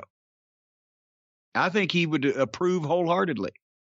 I think every time someone said MJF went too far, Roddy would smile thinking about the things he said about the Guerrero family in Los Angeles. Jim, our next thing here is not actually a question. It's a story someone sent in. I guess this deals with wrestling history. From Fox 57, the Columbia Fire Department, deadly fire claims the life of one person, several displaced. Did you see this? I just heard about this morning, and it's sad. Go ahead and read the rest of it. One person is dead and several others are displaced after a fire ripped through a home in Columbia Friday night, according to the Columbia Fire Department. The incident happened at after 9... this is worded poorly. This isn't me. This is a news station. The incident happened after 9 p.m. on Moolah Drive after firefighters were called to the scene for a reported fire. Columbia fire officials say once they arrived, the house was engulfed in flames. It took about 30 to 35 firefighters to knock the fire out, according to Columbia Fire Chief Aubrey Jenkins. Quote, "What made it frustrating was there was so much fire, you really couldn't get in from the jump street and try and do a search and try and find the person. However, once we got the fire knocked down, we unfortunately did discover one person inside. The Richland County Coroner's Office also confirmed on Saturday the body was found at the house fire, but is yet to release the identity of the victim." Scroll down a little bit more here. Fox News has learned the home was being used as a care facility for at least 8 people, and the property was once owned by the professional wrestler Mary Lillian Ellison, known as the Fabulous Moolah. And here's a quote, "To me, it just had a lot of history behind it, and to see it burn down like that was sad, but to know one person lost their life was even harder." So there's the story. The famed home or infamous home of the Fabulous Moolah on Moolah Drive is burned to the ground. Yeah, I saw that. And that was, it's sad because it's like if you heard the Hart House in Calgary, something had happened. Obviously, since Moolah's been gone, it's changed hands, and I guess it was being used as a care facility for veterans. From what I understood, there were 8 people living there. I didn't know that. Oh, that's awful. That's what I saw on one of the reports, but there were only 8 people there. It was a big house. All the stories of the house that Moolah and Mae Young lived in, and Diamond little Katie, for so many years. And there were a bunch of outbuildings and houses and cabins that she rented to the girls that worked for her and the ones that trained there. And I guess it was just the main house that burned. But I saw a picture. It looks like they may have built a subdivision or some kind of housing around the house, because years ago it was a 20 or 30 something acre property. But yeah, it's just the old, and it was because I had Moolah's address for years. I can't remember how she sent me something and I sent her something back, and I used to get Christmas cards. She probably wanted money for the LPWA. Well, that's, or not the LPWA. What was it? It was Ladies International LIW. LIWA. That's what LIWA. Ladies International Wrestling thing or whatever. But I do have some Christmas cards still from Moolah, but her address was 101 Moolah Drive in Columbia, South Carolina. The property was so big and had been there, she had her own street address, her own street. According to this story, they found the charred remains of Elephant Boy and Rita Cortez. Hey, come on! No, quit! If there was any charred remains, it probably would have been Buddy Lee. But anyway, but that's sad that house is gone now, I guess. But the pictures, it looks like it's pretty much a total loss. What famous wrestling houses are still there? Obviously, the Sheik's house is still there. The Hart house is still there. It may not be in the hands of the families anymore, but the houses are still there. What other houses? The Paul Bosch house is still there. Yeah, obviously, I don't know if it's a famous wrestling house, but it's one of the goddamnest joints I ever saw in my life, was the house that Jerry Jarrett built in Hendersonville. And I went to the housewarming. I was taking pictures. The Fabs were there in tuxedos and everything. Bobby Bear, the country music star, played in the backyard under a tent because he was the next door neighbor. And it was Eddie Graham was there. That's where Lawler did not come. But I heard that when Lawler saw the house and heard about all the activity, that's what prompted him to ask, hey, where's my half of the territory you promised me? That's what Lance Russell said, too, when he was on the way over there with Dave Brown in the car as soon as they saw that house. Yep. That's what everyone said. It was because it sat on 100 and something acres on this big hill with little ponds along the driveway leading up to it. It was 18,000 square feet.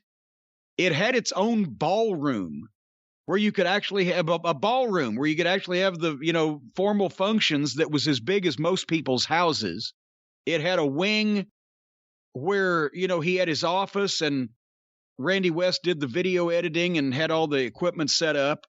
The swimming pool and the big deck in the back, it's where all those Fabulous Ones pictures with the skimpy Speedos and the towels barely draped around them were taken. And the barns on the farm, etc. behind it. The jungles of Uganda were there for the Kamala video. But the house, it was gold fixtures in the bathroom, the sink spouts and the toilet flushers, and just incredible stone work on the front doors. Both of them were like 20 feet tall. It was a goddamn amazing house.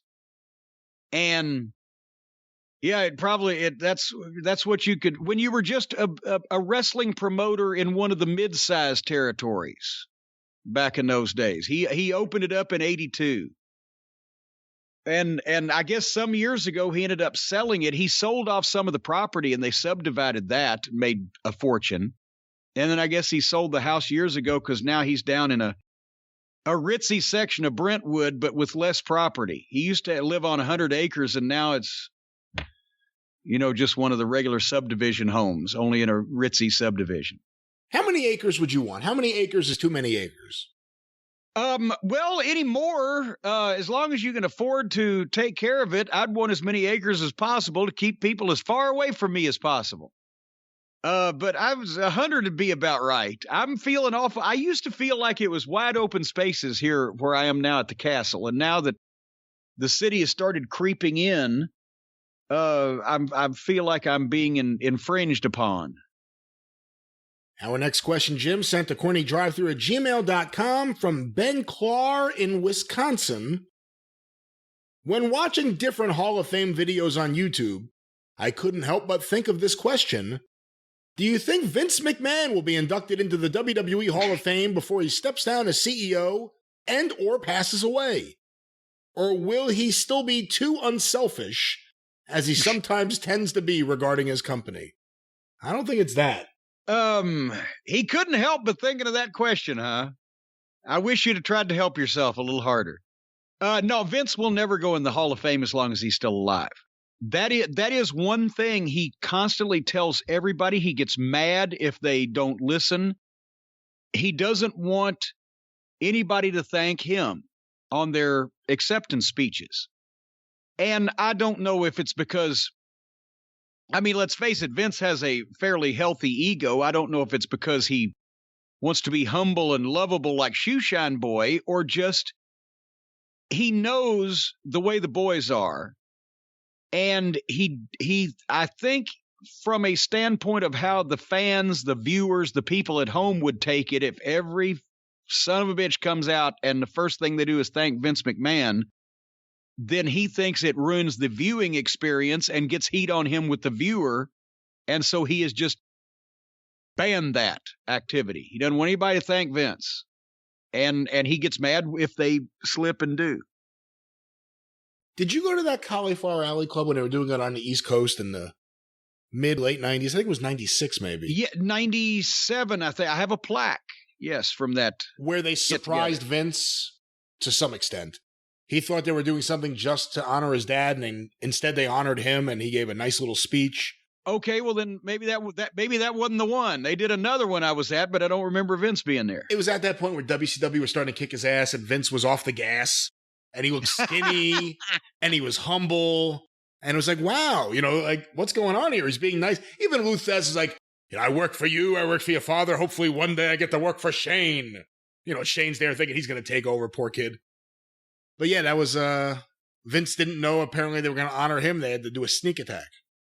Hey, that used to backfire sometimes on the old, This Is Your Life. Every once in a while they'd get somebody to say, fuck you, I'm going home, and he'd leave. Yeah. These questions suck. I'm trying. I'm not. See, it's like there are certain things where people are like, why doesn't he ask Jim about this? Because Jim doesn't want to talk about CMLL, and he doesn't know anything about CMLL. Hey, who are you to tell these people I'm ignorant? Do you want to talk about CMLL? I don't know anything about it. Okay, that's what I thought. All right, here's a question. Where have you gone, Charlie from Starkville? The nation turns its lonely ears to you. This question was sent to CornyDriveThru@gmail.com from Mark. I'm a big fan of the show. Recently, Kurt Angle said that Kenny Omega has the it factor and is a wrestler he wished he could have wrestled with. He compared Omega to the likes of AJ Styles. Kenny Omega has shared his admiration for Kurt Angle and being an influence on his career. That was worded poorly. If Angle decided to get in the ring one more time, would you bet against Angle hooking up with Omega for the last match? Well, would I bet again? No, I wouldn't bet again. If Kurt got back in the ring again for another match, it would be to whoever would pay him the most money, I would think. And so I wouldn't bet against that because I would bet that Tony Khan would be the one that would pay him the most money. And I have a feeling that Kurt Angle made that statement fully aware of the fact that if he was to have one more match, the person that would pay him the most money for it would probably be Tony Khan. And I would extrapolate further that Kurt is probably fully aware that if Tony Khan was going to pay him a large sum of money to have one more match, Tony Khan would probably want to see it against Kenny Olivier. So I think Kurt Angle learned a lot about the wrestling business while he was in it. Our next question, Jim, sent to CornyDriveThru@gmail.com from Dave in Hannibal, Missouri. Hannibal? Is that a real place? Hannibal, Missouri? Hannibal? Is that what is the matter with you? I only know the slow Hannibal. I don't know the location Hannibal. I'm not talking about Canadian goofy Hannibal. I'm talking about the hometown of one of the greatest American authors in the history of literature. Is he on Wikipedia? Mark Twain. Oh, that's right. That's right. Well, here's the question from Hannibal, Missouri. Here's a question for an exercise in mental masturbation. Was J.J. Dillon the blame for the downward spiral of modern wrestling? What? When J.J. quit the WWF and went to WCW, as we've been led to believe, Bruce was moved into talent relations. This move created an opening in creative with you and Vince, which allowed Shitstain to slide into the writer's seat. The rest is history, as they say. If JJ didn't leave, Bruce would have stayed in creative, and perhaps Russo doesn't get that kind of access to Vince, and who knows what happens. If JJ had been able to ride out the short-term financial pain, he may be a millionaire today. The head of talent relations when the company went public would have gotten a ton of stock. So can we say now that JJ Dillon killed wrestling as we know it? No, we can't, because you overlook the fact that there was overlap. Bruce, when he was made vice president of talent relations, was still on the creative team. And that's why we still had to go to Vince's every Wednesday. I just couldn't go to Bruce's house and play with his dog, and we couldn't jack off instead of working anymore. We had to go to the office because now Bruce had an office job too. But he was still on the creative team, and when Shitstain was brought in for a good period of time, it was the three of us. And then Bruce was relegated, I guess, to just having to go to the office, somehow he always got the good end of everything. Because then he didn't have to come and sit with me and the two Vinces anymore. He could be at the office where he could close his door and or tell people what to do. And I had to be the one over there between those two. But no, and if JJ had the short-term financial pain, he quit in 1996, and the administrative staff didn't start making big money for another few years, and I don't think he wanted to be in Connecticut that long. So, because as we mentioned, the JJ took the job up there and bought a house in Connecticut on the say-so of Vince, say, well, you ought to buy a house, you're going to be here. And of course, he was married at the time and had a special needs kid. And then when in 95 or whatever it was, when Vince announced, well, we're doing the shits in terms of business, so he cut all of the wrestling staff's pay like majorly. And there JJ was there stuck with a house in fucking Connecticut. Nobody wants to live in Connecticut unless you have to work there. And he got his money cut. So he decided then, as whenever he could sell that fucking house, that he was quitting and going to Atlanta. And it took him, I don't know, it was 6 months or a year, whatever. The day he sold the house is when he walked in and said, I'm done. I'm going to Atlanta. And it just so happened to be, it was the day of, it was Shane's wedding. It wasn't Stephanie's wedding. It was Shane's wedding. And so Bruce calls me. You'll never believe what JJ did. Well, what? He quit. What? Because this was a surprise, right? But I said, why? I don't know. He walked in and told Vince, you'll never hurt me or my family again, and turned around and walked out. Bruce didn't ever bother to tell me, and I didn't know until I talked to JJ quite some time after the fact that JJ was pissed because they'd cut the money. They'd cut the salaries.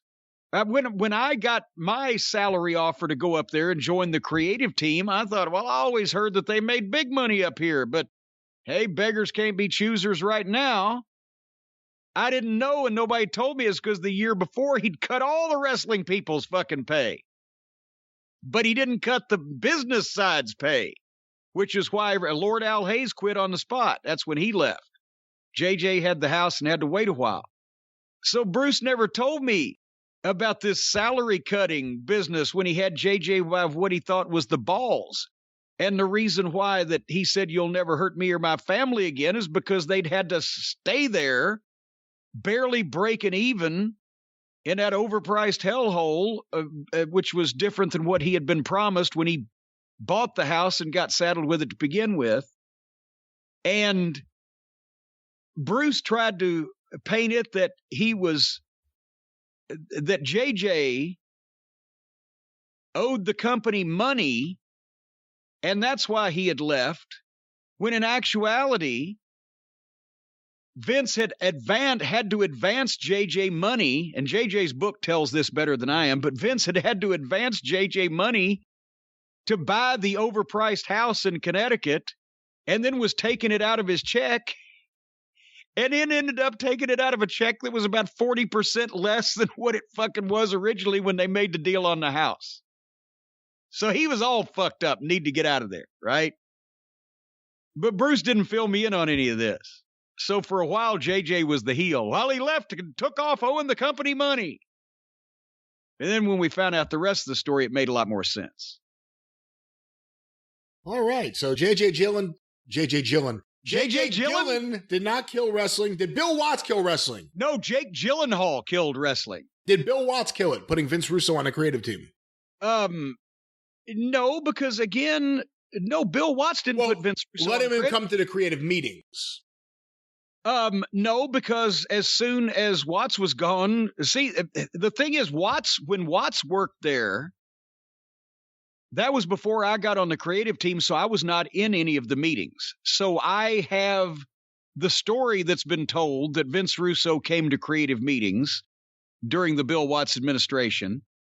But all I know is that I started on the creative team in February of 1996, and for the first 13 months, the only time we had to suffer Shitstain's presence was when we had a meeting to do something that had something to do with the magazine or the magazine department, because that's where he was in.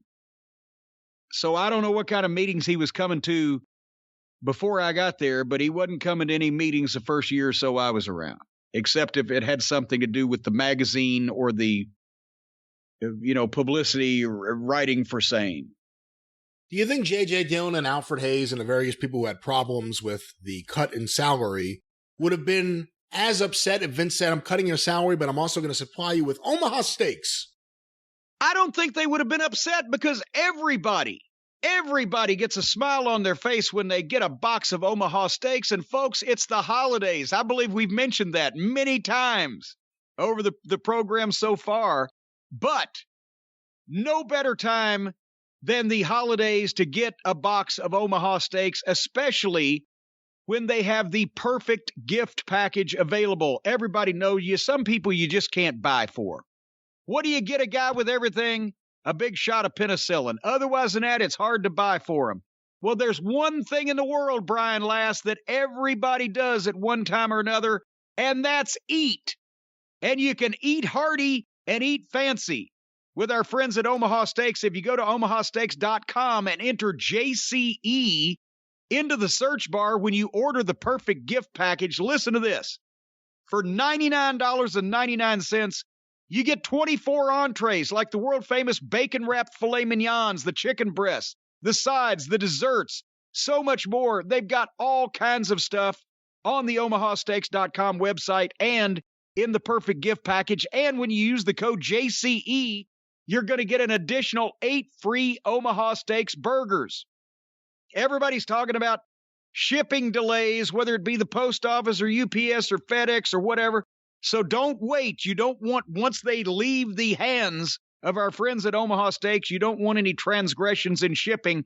But Omaha Steaks sends it fresh, frozen, vacuum-packed, sealed in its own styrofoam cooler. And holy mackerel, once again, $99.99 for 24 entrees. And when you use the code JCE, you get an additional 8 Omaha Steaks burgers free. So achieve gifting greatness with Omaha Steaks. Whether you like it rare, medium, well done, or just say knock the horns off and bring it out on a leash. With Omaha Steaks, you get incredible flavor, incredible value, and a 100% guarantee. omahasteaks.com, keyword JCE. I want me some meat. Well, Jim, every time we talk about Omaha Steaks, I get hungry. So let's get a few more questions and then go eat. All righty. Yeah. Oh, wait. Well, what's going on? I just looked out the window. Hank from next door is taking a shit on my driveway. What? Hank from next door is taking a shit on the driveway. Is Hank a dog? Yes. Well, what you think? The goddamn human being? Who the fuck names their dog Hank? The dog... The guy that lives next door, he doesn't shit in my driveway. You never know with your behavior. He shits out behind my propane tank. The dog from next door often shits in the driveway. Hank. That's a common name. You know, I put spot remover on my dog once. He disappeared. All right, let's get another question here. Shecky. This next one was sent to CornyDriveThru@gmail.com from Frank Wilson in Neptune, New Jersey. Frank! I haven't seen Frank in ever. I don't know who the fuck Frank is. Greetings from the Jersey Shore, Jim and Brian. Been following Jim's career since the After magazines of the 1980s, then watching him on TV in the WWF beginning in 1993. Let me stop right there. And he's from the Jersey Shore. Is that interesting to you, someone who says they only followed your career but didn't see you until you got to the WWF? Well, because he's from Jersey. And those people are culturally challenged up there. Maybe so, but TBS Actually, airs. the first time Sonny told me she was from the Jersey Shore, I misheard her. I thought she said Jersey Whore. I'm trying with the material you're giving me. Well, the material I was giving you was an actual question, but let's now go back to the question. Back to the question. My questions for Jim. Some people did indeed only see me for the first time when I went to the WWF, as surprising as it may be, because they didn't have cable and/or especially in the far Northeast, Crockett's syndication was not very strong. Just like, to be quite honest, most people in the South were not watching the WWF syndication at that point. It was new to them. My questions for Jim are about Hulk Hogan leaving the WWF at about the same time as when Jim arrived. I feel like us fans missed out. I told him, I said, listen, I'll come in, but only if you kick that fucking motherfucker out. I am not going to share a locker room with Hulk Hogan. And so they dispatched him. They future endeavored him. And then I came in. I feel like us fans missed out on some classic Cornette promos because of this. Firstly, does Jim have any regrets about not working a program with Hogan? Secondly, how would Jim have booked such a program in the WWF in 1993? And finally, who would Jim have preferred to be paired with in a program with the Hulkster? Thank you both for your time and all of your contributions to the business and its fans. Happy holidays. Well, you don't know anything about my contributions. You haven't seen my tax returns. Well, I was going to ask, how would I book a program with me and Hogan? I'd probably take the leg drop in the end, but no, I'm glad he added that at the end. Who would I want to be paired with? Yokozuna would have been great for Hogan to do a longer program. I know they met like ships passing in the night there, just long enough for Hogan to fucking, do that screwiness that they did when he left. But just like Yoko and Undertaker was tremendous, you would have believed Yokozuna against Hulk Hogan. He had the size. He was obviously, powerful enough, etc. He was a good enough worker that he would not have Vadered Hogan and beat the shit out of him. And if you worked with Hulk Hogan, you made a lot of money, because it was a main event spot. Nobody was going to be on top of him during his run in the WWF from 83 to 93. So, I mean, yes, obviously, if he's going to be there, if Hulk Hogan is in the WWF, he's the guy you wanted to work a program with, but it was never in my mind because he was already gone when I got there. So it's not, and I never went like, oh shit, I just missed it. I was like, okay. I came, as we've all mentioned, because to get the Smoky Mountain Wrestling mentioned on WWF television, get the Heavenly Bodies a good payoff in a spot, and do the talent trade. And they hit me the first day that we showed up at Raw with, well, hey, would you work with Yoko? Okay, sure. And it developed that way. Do you think they would have asked you that question if Hogan was still there and they would do something with Hogan and Yoko as opposed to going towards Yoko and Luger? Was it just about Luger, or was it Yoko needs a mouthpiece other than Fuji, and you would have probably been asked to do that even if Hogan was there? Well, I don't. Luger, the thing with Luger was Vince as we all know, had the idea he wanted to make Luger his next guy at that point. And he knew that Luger needed the help. It wasn't about getting Yoko over to work with Luger. It was about us all working together to get Luger over. I think that's what initially he realized, because if you had Yoko and Fuji with Hogan, Hogan's already so massively over and Yoko's so impressive. Even if the promos from the heel side weren't the best, it wasn't. I don't know that Vince would have said, "Oh, we got to bring somebody in to," as in hindsight, it appears they did, because I wasn't in on those conversations, but we got to bring somebody in to get this thing over verbally, because Lex is not the promo that Hogan is. Fuji's not a promo, bless him. Yoko can't speak for himself. Something needs to be done. If it was Hogan and Yoko, I believe they would. Fuji had been a manager there for 10 fucking years. He was getting more physically disabled and unable to do things, but the promos were still the same. They were neither better nor worse than they'd been.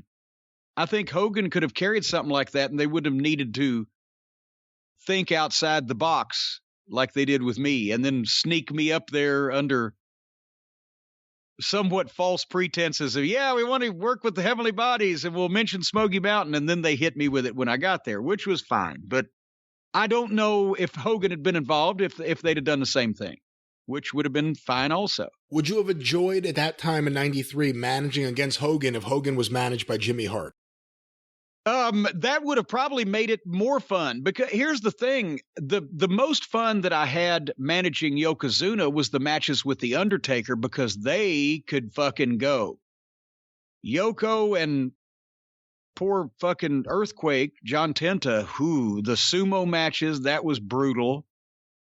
Yoko against any time they tried to match Yoko against the bigger guys, it didn't work. Yoko and Bret Hart was tremendous. That was the first, really, after I got in and got settled with the thing with Luger, that's the first direction we went for house shows and etc.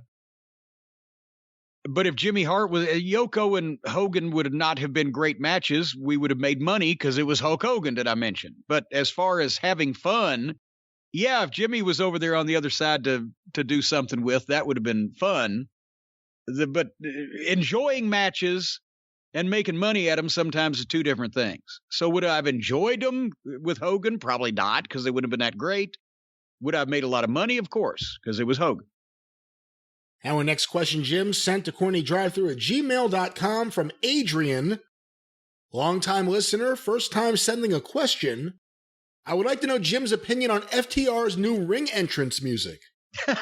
It sounds like a remix of the Midnight Express theme. Just wanted to get your take on this.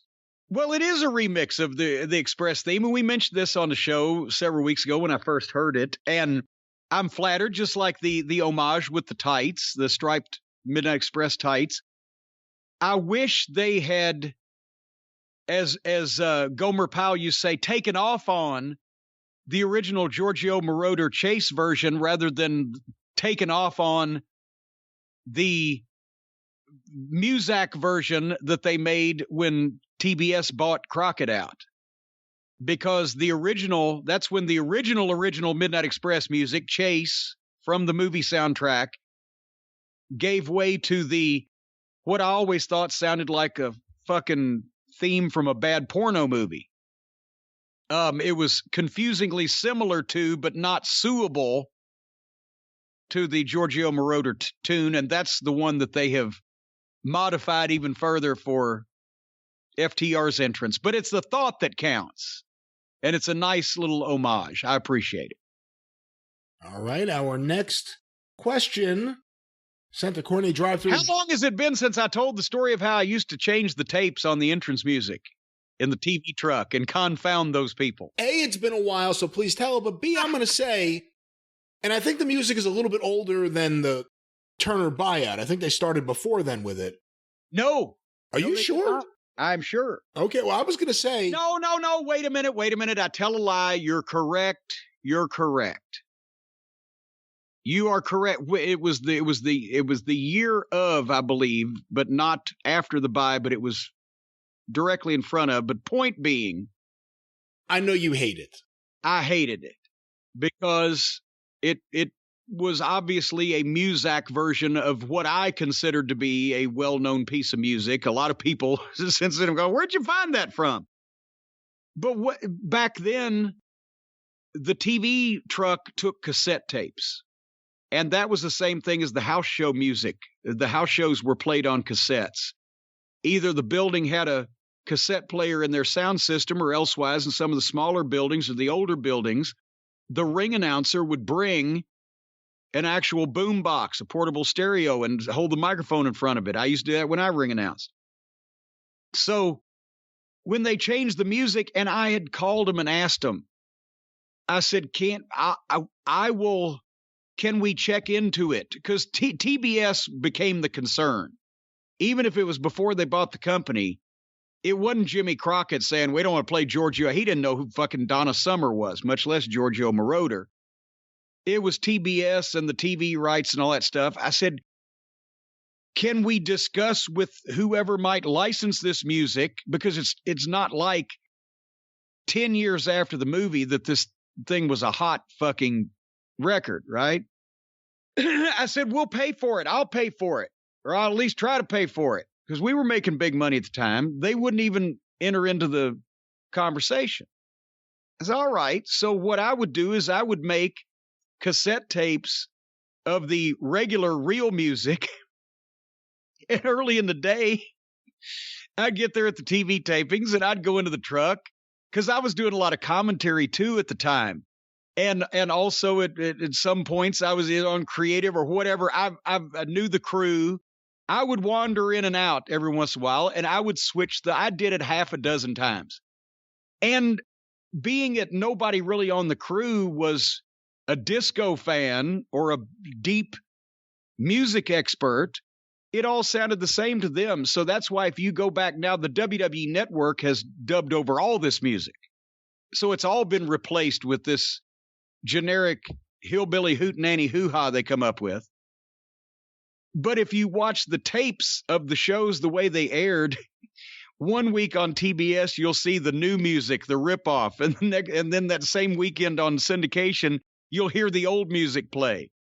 And then the next week on TBS, the old music might play, but then somebody will say, well, these tapes have been switched. Oh, shit, how did we do that? They'd think it was an accident, and they'd put the ripoff music that we're supposed to play back in. And it went that way for a couple months back and forth. Then I think they started catching on to me.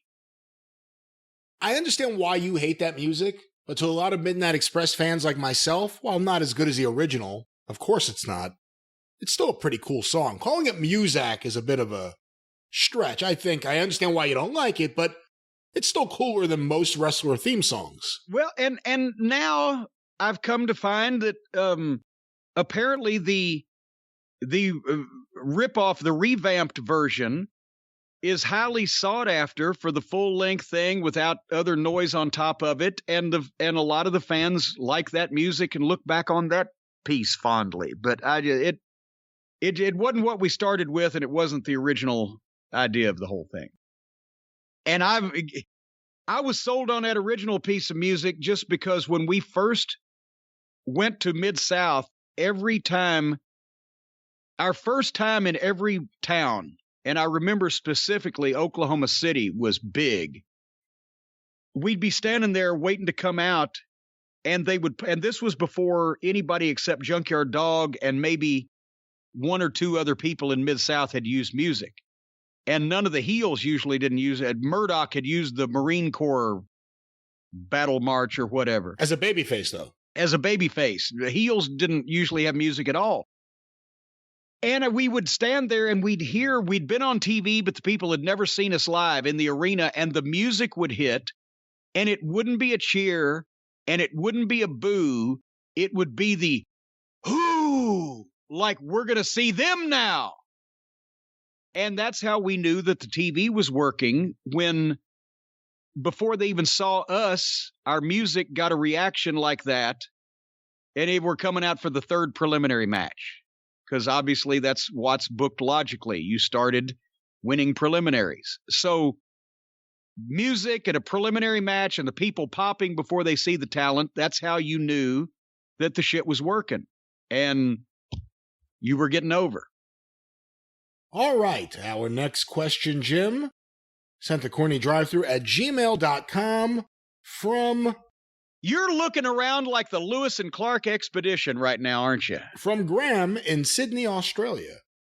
And he wants to know if you have any reaction to Virgil's response to what you had to say about him on the drive-thru.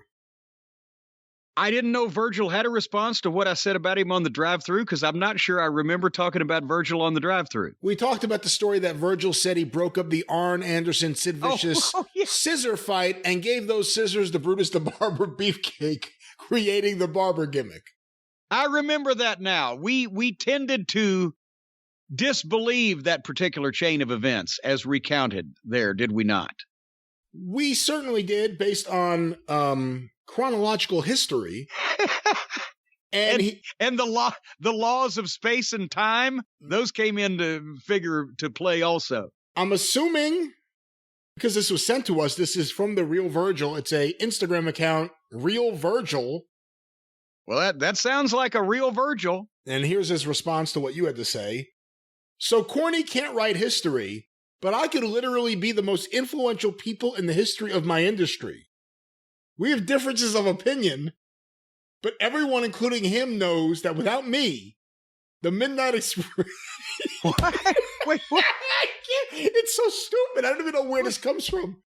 Without me, the Midnight Express should have been the Meat Sauce Express, and that Dan Severn is a super puss, and I am a tiger that devoured him on the plane ride from Tokyo with Stan Hansen. While I trained Yoko to eat a balanced diet at the same time as making sure that Vader got signed by Vince in exchange for a $309 gift card to Olive Garden. Anyway, I have a big ding-dong.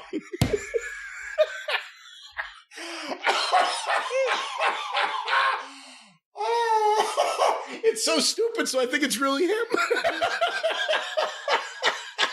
He's either a genius or needs to change his medication. Or maybe a little of both. I'm not sure. Which wrestler went the most... I don't know, what should I say, daffy? Which wrestler went the most daffy after... He seemed quite normal while you worked with him. Well, now see, then you throw in he seemed quite normal when you were working with him, and that,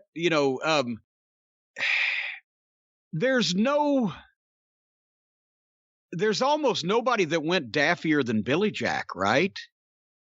Yeah, I guess that actually would be the one. I guess he would take the cake, and we don't know what happened there, but there was never any indication that Billy Jack Haynes was good enough of a worker to simulate someone being completely batshit crazy as he did in later years. So that has to kind of be legitimate. And I mean, there's always the harmless, little bit over the top, left, down the valley, around the bend kind of guy, the Chick Donovans with the talking dogs and things. But just batshit crazy. Maybe that Raka Khan. Oh, I forgot about her. Speaking of Kurt Angle, I forgot about her. Well, that was a brief dalliance, but apparently that Raka Khan is a fucking mental case on the planet Neptune because she has put out, I guess she's in a child custody situation down in Texas, and this has been in the news a couple times over the past couple of years, where she was out in front of the courthouse with a video camera and a microphone cutting promos like Ron Wright used to do, like she's in some kind of evangelical preacher about all the how the city has cheated her and this whole 9 yards, and she just raving like one of those people you see in the park, on the apple crate preaching.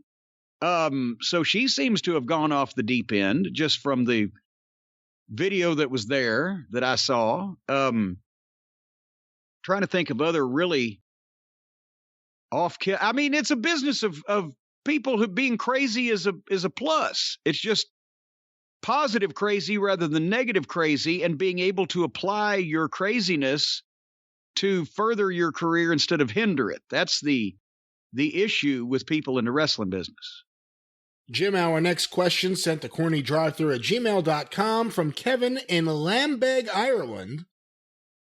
I was recently watching a review on the Wrestling Bios YouTube channel of the WWF pay-per-view In Your House Revenge of the Taker, which took place in April, I assume he means 1997, not 2017.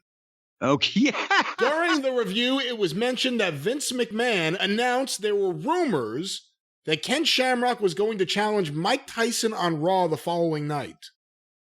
Obviously, this didn't happen, and it would be nearly a year before Tyson would show up on WWF television. So my question for Jim is, were you aware of any kind of angle that was supposed to take place between Ken Shamrock and Mike Tyson around this time, or was this just a throwaway line that Vince said to make Shamrock sound tough? Oh, well, no, he wouldn't have thrown that line away. And help me if you can, but obviously they didn't just call Mike Tyson up one day in early 1998 and say, hey, you want to referee at WrestleMania? Okay, sure, and it's all done. That's back when, I know they do it that way 20 years later with AEW, but Mike Tyson was the biggest sports star on the planet at that point, or very close to, and they had been having talks for quite some time. And I can't remember the timeline. I can't remember back and forth, so I'm not going to tell the story correctly, but there had been a variety of ideas bandied around as how he might fit, because the first thing that you would think, he ended up being the referee, in case anybody's too young, doesn't remember, for Austin and Michaels at WrestleMania 98. And the way that they brought him in was supposedly he was going to be on DX's side, but then at the climactic moment, he revealed that he was really, an Austin 316 kind of guy, blah, blah, blah. But that's what busted everything open, really got Austin over. But the first thing that you would think of to do with Mike Tyson in a wrestling company is not make him a referee. And when talks first started, I don't know that they even knew or even imagined that it was going to be Austin and Michaels at WrestleMania 98.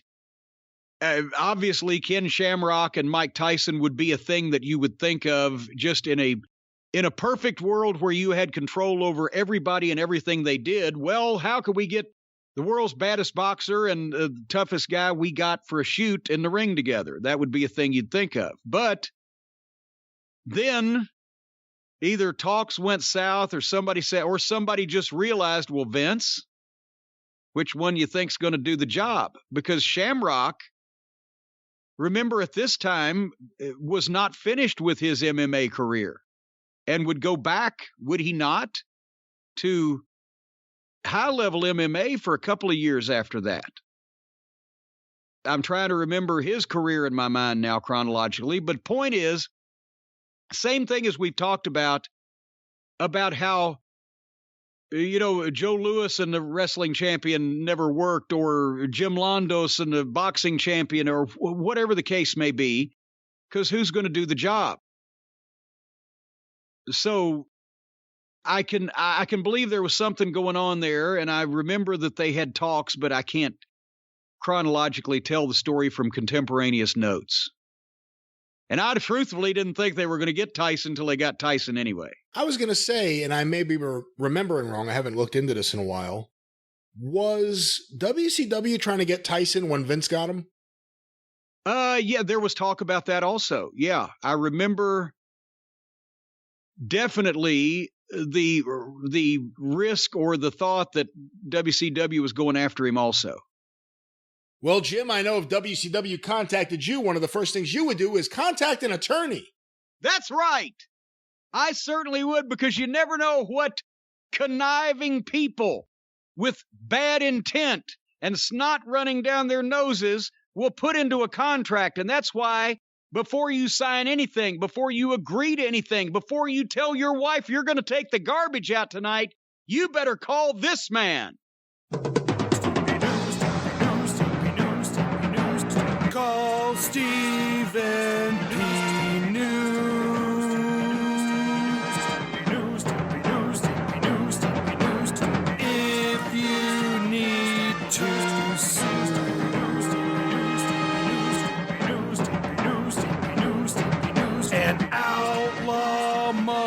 show or two. Skills to the rest. Yes, folks, and as we say every week, every show, Stephen P. New at newlawoffice.com, 888-692-8084 is the man you need to call if you have any issues, problems, or have been damaged or harmed or infringed upon in any way. But now, Brian, I'll have you know that Stephen P. New is involving himself in another area of the law. He's studying some things. He sent me an article to read up on. Unfortunately, I would have to subscribe to the thing to read the article, but I got a part of it. But we've talked about this. Brian, do you know that you and me and innocent people all around the country are being victimized by the fine print? We're being victimized. Sometimes we're signing contracts or entering into arrangements or agreements that we don't even know about because of the loopholes of these terms of service agreements and arbitration clauses. You might say, like one of these independent contractors that are signing up to these big wrestling corporations. Well, they've got arbitration clauses in contracts, and they've got arbitration clauses in a lot of other deals that you make in your daily life. And those arbitration clauses may say, if we don't fulfill our part of the bargain, you have the right to take us to court, but it'll have to take place in Yugoslavia, because that's the arbitration clause, or the terms of service that you agree to every day. There's all kinds of fine print in there. If, for example, if you click on, Brian, just something on the internet, the random agree to the terms of service, did you know that people can come to your house with a panel van and take your children away? I don't think that's accurate, actually. Well, it soon will be. No. Now that I've given people the idea.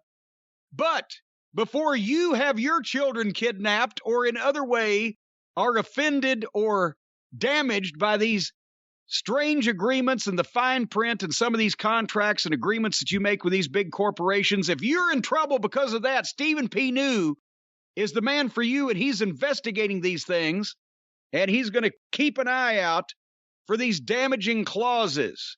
So keep an eye out for more news on that in the future as Stephen P. New brings some of these reprehensible heels to justice. newlawoffice.com, 888-692-8084.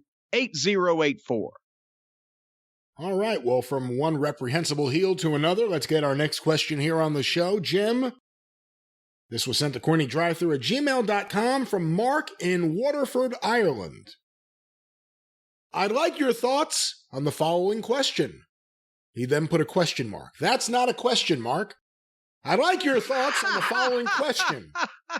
Who is the bigger star? Brock Lesnar or CM Punk? Not just now, but in the near future. I'm on about the potential of each guy, and if you were booking a main event match like WrestleMania and had one choice, which wrestler would you pick and how would you book them? Who would draw the most, do you think, from stardom power? I want to hear your thoughts. Sweetest regards. Well, wait a minute. If I'm booking the main event at WrestleMania and I only book one wrestler, I've only got half a main event. That's the challenge. How good a booker are you? Well, goddamn not good enough to have a guy have a match with himself. Again, here, it's not just a cut and dried situation, because you have to consider environment and context. Brock Lesnar is the biggest box office attraction that the WWE has available to them to wrestle their number one champion, Roman Reigns. And if they were to right now book a match between Roman Reigns and Brock Lesnar for Royal Rumble or WrestleMania, any big, whenever they announced it for, that would be the biggest match that they can have, and that would outdraw by a significant margin Roman Reigns versus CM Punk. Because the build is there, the context is there, the story is there for the match between Roman Reigns and Brock Lesnar in that company.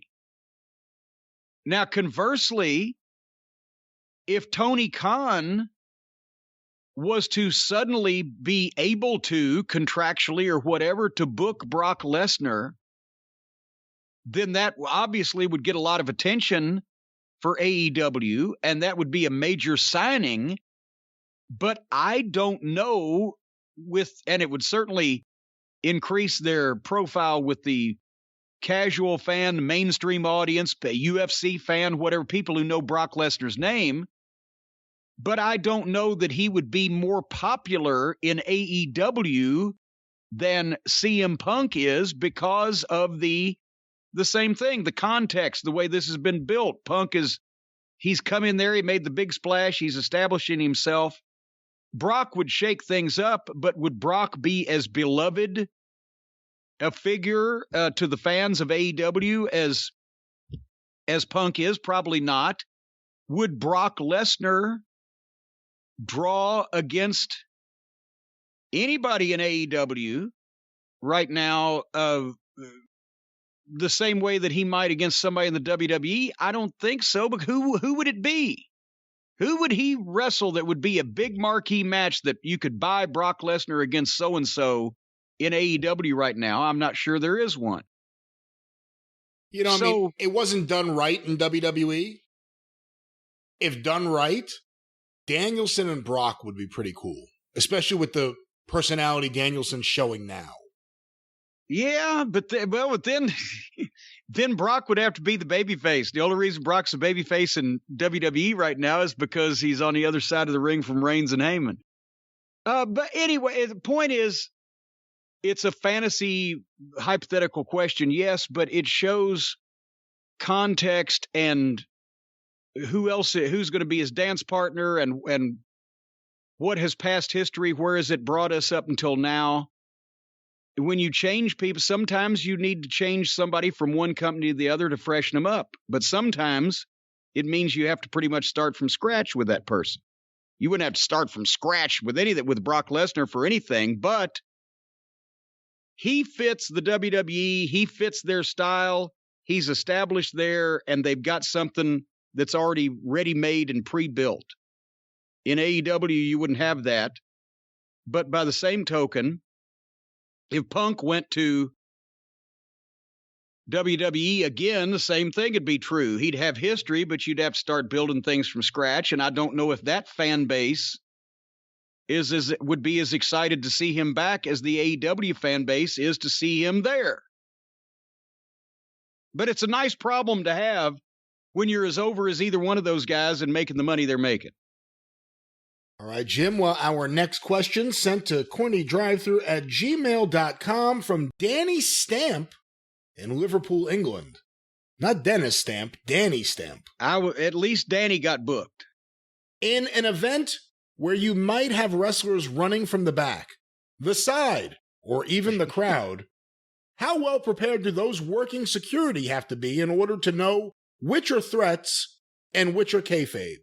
Is it spelled out ahead of time? Good question, Shelton. That is a good question. For one thing, especially in the territory days, and I mean, I'm sure it's probably happened so somebody can maybe cite the instance, but it was certainly not often. You never had heels running in from the crowd. They would run in from the back where the wrestlers entered from if you're going to do a run in, but you would never send the heels out in the crowd. Every once in a while, the baby faces would do a run in from the crowd, the old misdirection play. And the first time I ever saw it live was, oh, God damn it. I think it was in 1976, Bill Dundee and Frankie Lane, Cowboy Frankie Lane. Was getting this before I was even a photographer, and I was just last in line to get a Coke during intermission. And son of a bitch, as I get my drink and I'm just starting to walk back in the building at the Gardens, there comes Bill Dundee and Frankie Lane running as fast as they possibly can past me. And a bunch of fans saw them, oh shit, and they start running that way. And I just go back in the building. What happened was, in the Gardens, to get around to the front door, you'd either have to go all the way around out the back door and all the way around the building and come in the front, or just run out the breezeway. They were doing the deal where there was a grudge tag team match and the heels are waiting in the ring for the baby faces to come out, and the baby faces, instead of coming out the normal entrance way, they come from the front door and they jump the heels from behind, jumpstart the match, and the people are crazy and it's wild. So every once in a while, you might have the baby faces run in from the crowd. Otherwise, it never happened for all the reasons we've talked about over the last few weeks, especially if it was a heel running into the ring. They weren't going to make it because the fans would take them down. So the only place that run-ins ever came from back in those days when you needed security was from the established, aisleway. Having said that, another good part of the question, did you smarten up the security? It depended on where you were. In a place like Charlotte, and Doug Dillinger, who was later on the WCW head of security, was a cameraman for Crockett back in those days, but he was also a Charlotte City police officer. And he was smart to the business. He knew a lot of the boys, did private work for Crockett. And he could tell some of the other guys, okay, we got to watch out for this or that. Some of the other cops. You generally had in places where the same cops, the same off-duty city police or security, whatever, worked the matches every week. Even if you couldn't come out and tell them something, they knew what was going on, and it was a job, so they were respectful. Dean Hill, who was my broadcast partner on OVW for ages, was a Louisville police officer for 25 years. He was first member of the SWAT team. And he started working the matches there. That's how he ended up becoming the ring announcer, because he'd been around every week, and finally they were short an announcer, and he had a good voice, and Teeny liked him. He's the one who, when we had the Smoky Mountain USWA show in 95, yes, told them to put the spotlight on us. He said, I hear there's some fans from Smoky Mountain Wrestling here. Of course, leading to them having to empty the building around us and give us a police escort out of town. That was Dean for you. That was the head of the police, yeah. But anyway, so the point is, sometimes the cops would know they were regulars, but they didn't want to insult your business. Other times, you just hoped they would pick up on it because you weren't allowed to obviously tell the cops what the finish was of a match that hadn't happened yet. And I remember one time specifically, I was in Cleveland, the site of the Ox Baker and Ernie Ladd riot. And it was the only time this has ever happened to me before. I never, except this one time, had to run in on a lumberjack match. And what it was, oh, goddamn, I can't even remember. It was 1985 as our first trip to Cleveland. We were fulfilling the Georgia dates that Georgia had in those Ohio towns, even after Crockett had taken over things. But it was a lumberjack match between, I think Terry Taylor was one of the top baby faces, and somebody else with everybody else on the card around the ring as lumberjacks. And while they, at the climactic point of the finish, they would all get in a big fight and something would be going on in the ring. The referee would be distracted and I would run down and whack, I believe, Terry Taylor with my racket, knock him out, and he'd get beat. Well, I realized, besides the fact that we're in Cleveland and the crowd's a little rough around the edges anyway, there's usually, when I would have to do a run-in, I'd be with the Midnight Express. They'd be coming with me. Well, they're already at the ring. And there's none of the other heels that are standing in back at the other end of the aisle to keep an eye on watching my back. So I'm solely going to have to rely on the cops who don't know that I'm going to suddenly just run to the ring. So I realized what I had to do. So in the intermission before the match, I'm out there with the cops, and I said, yeah, this main event's going to be a lumberjack match. They said, yeah. I said, all the guys around the ring, I said, it's going to be so exciting. I don't know, but if some point, if I lose control of myself because I'm excited and have to run down to the ring, I sure hope somebody goes with me. And the guy said, I got you. So he stood back there and waited for me and went with me. But I still didn't say anything I shouldn't have said necessarily. But that sometimes you had to take matters in your own hands.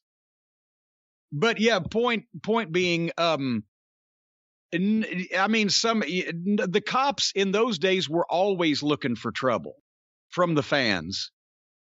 But unless they were, in the family, so to speak, like a Doug Dillinger, or in some cases, there were cops that worked matches that actually had been one of the boys before. You could go to, to them, but under normal circumstances, no, you had to hope the security did their job, because you couldn't fucking go up and just tell some cop, especially one you didn't know, hey, this is what I'm going to do, because that would have been violating the spirit of the issue.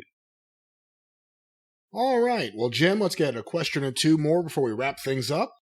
This one was sent to CornyDriveThru@gmail.com from Peter in Liverpool. Is he a pumpkin eater?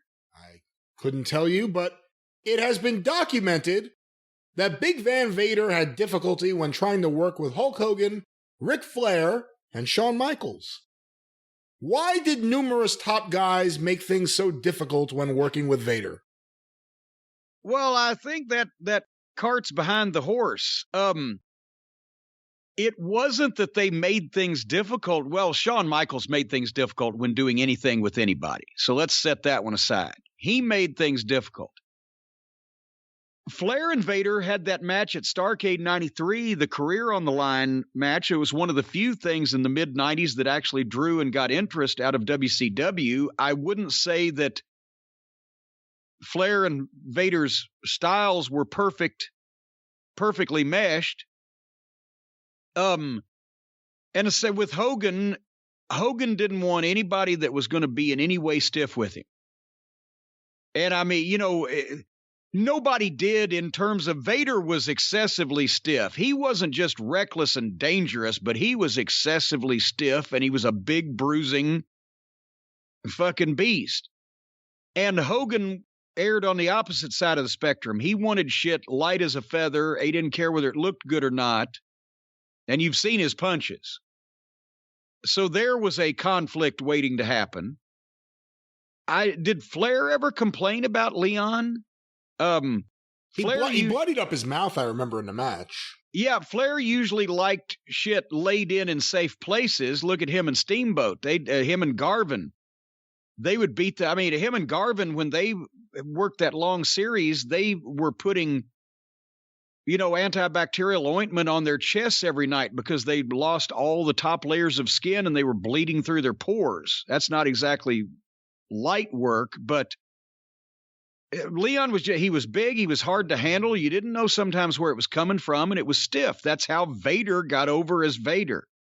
But for some guys who were either the smoothest guys in the business as far as working, or guys like Hogan that just didn't want anything stiff going on, that didn't work for them, brother. All right, Jim. Well, this may be our final question here this week on the Drive Thru. Things have improved as the show has gone on, as you can tell by the tremendous applause that you hear. But here's our final question, sent to CornyDriveThru@gmail.com from Stephen in Wynne, Arkansas. Wynne, Arkansas. I know exactly where that is, and I used to have a pen pal in the 70s in Wynne, Arkansas that would send me the Memphis clippings. And then when I got into business, she wouldn't speak to me anymore because she couldn't believe that I'd turned into such a obnoxious, arrogant, stuck-up rich prick.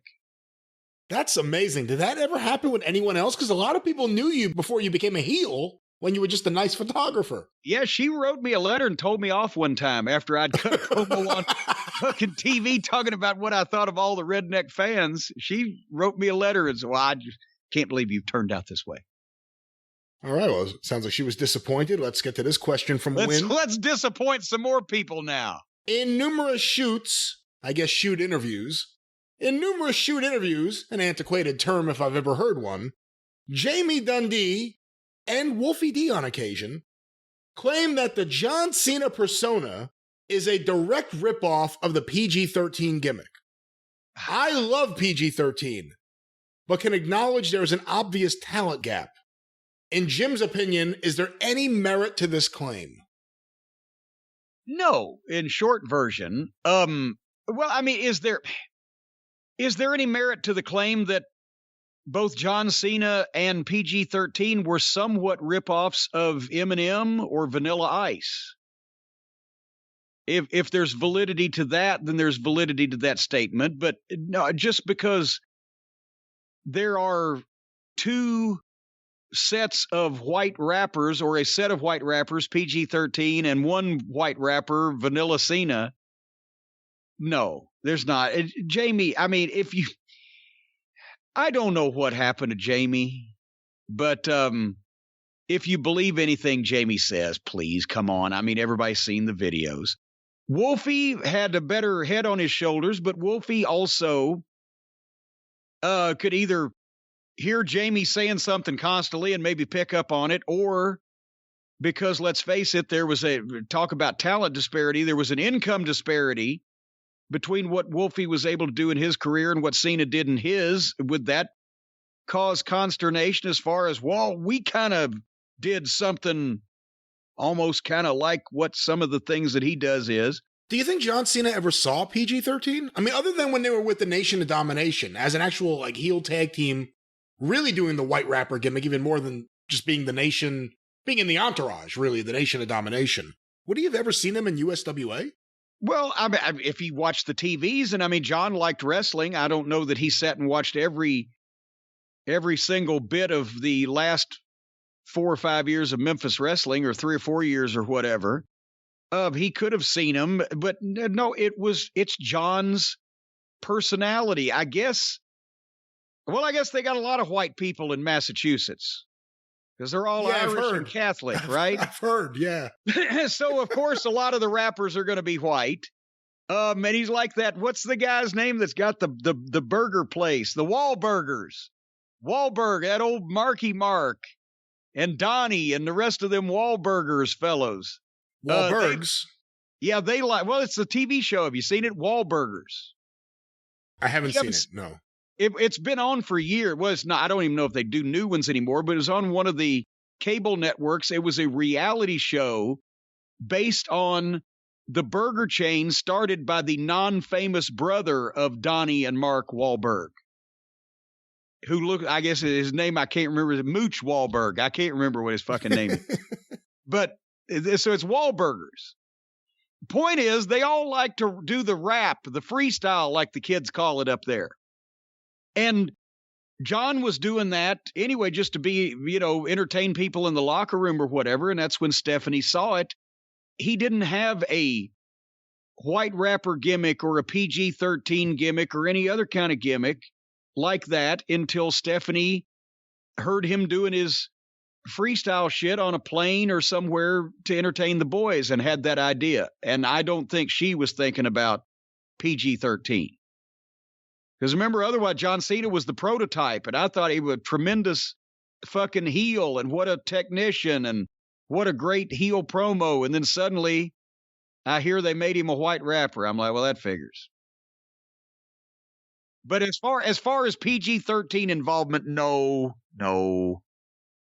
I got to see PG-13 live a bunch of times in '95 at Fan Week, including on Smoky Mountain shows, not just USWA shows, and they were great. Do you think if you had not decided to shut down Smoky Mountain at the end of '95, do you think for that next year until '96 when they ended up going up there, do you think you would have used them a lot more? Probably. They were a great tag team. And Wolfie everybody said they were small at the time. Well, Wolfie's 6 feet or 6'1". He just, he was only 210, 215. That was small back then. Jamie was a little smaller. But they understood how to be a heel team. They got over so well in Memphis at that they became baby faces. For the people like the gimmick, they could fight and bleed, or they could do spots. They could do old Southern style wrestling. And the promos got pretty good also. But at the same time, it wasn't a gimmick that would have worked in Charlotte or in the AWA or bigger territory. And the way that they got in with the Nation of Domination was just because they were better rappers and had more charisma and oomph to them as personalities than anybody in the nation did at that point, plus more experience, pretty much.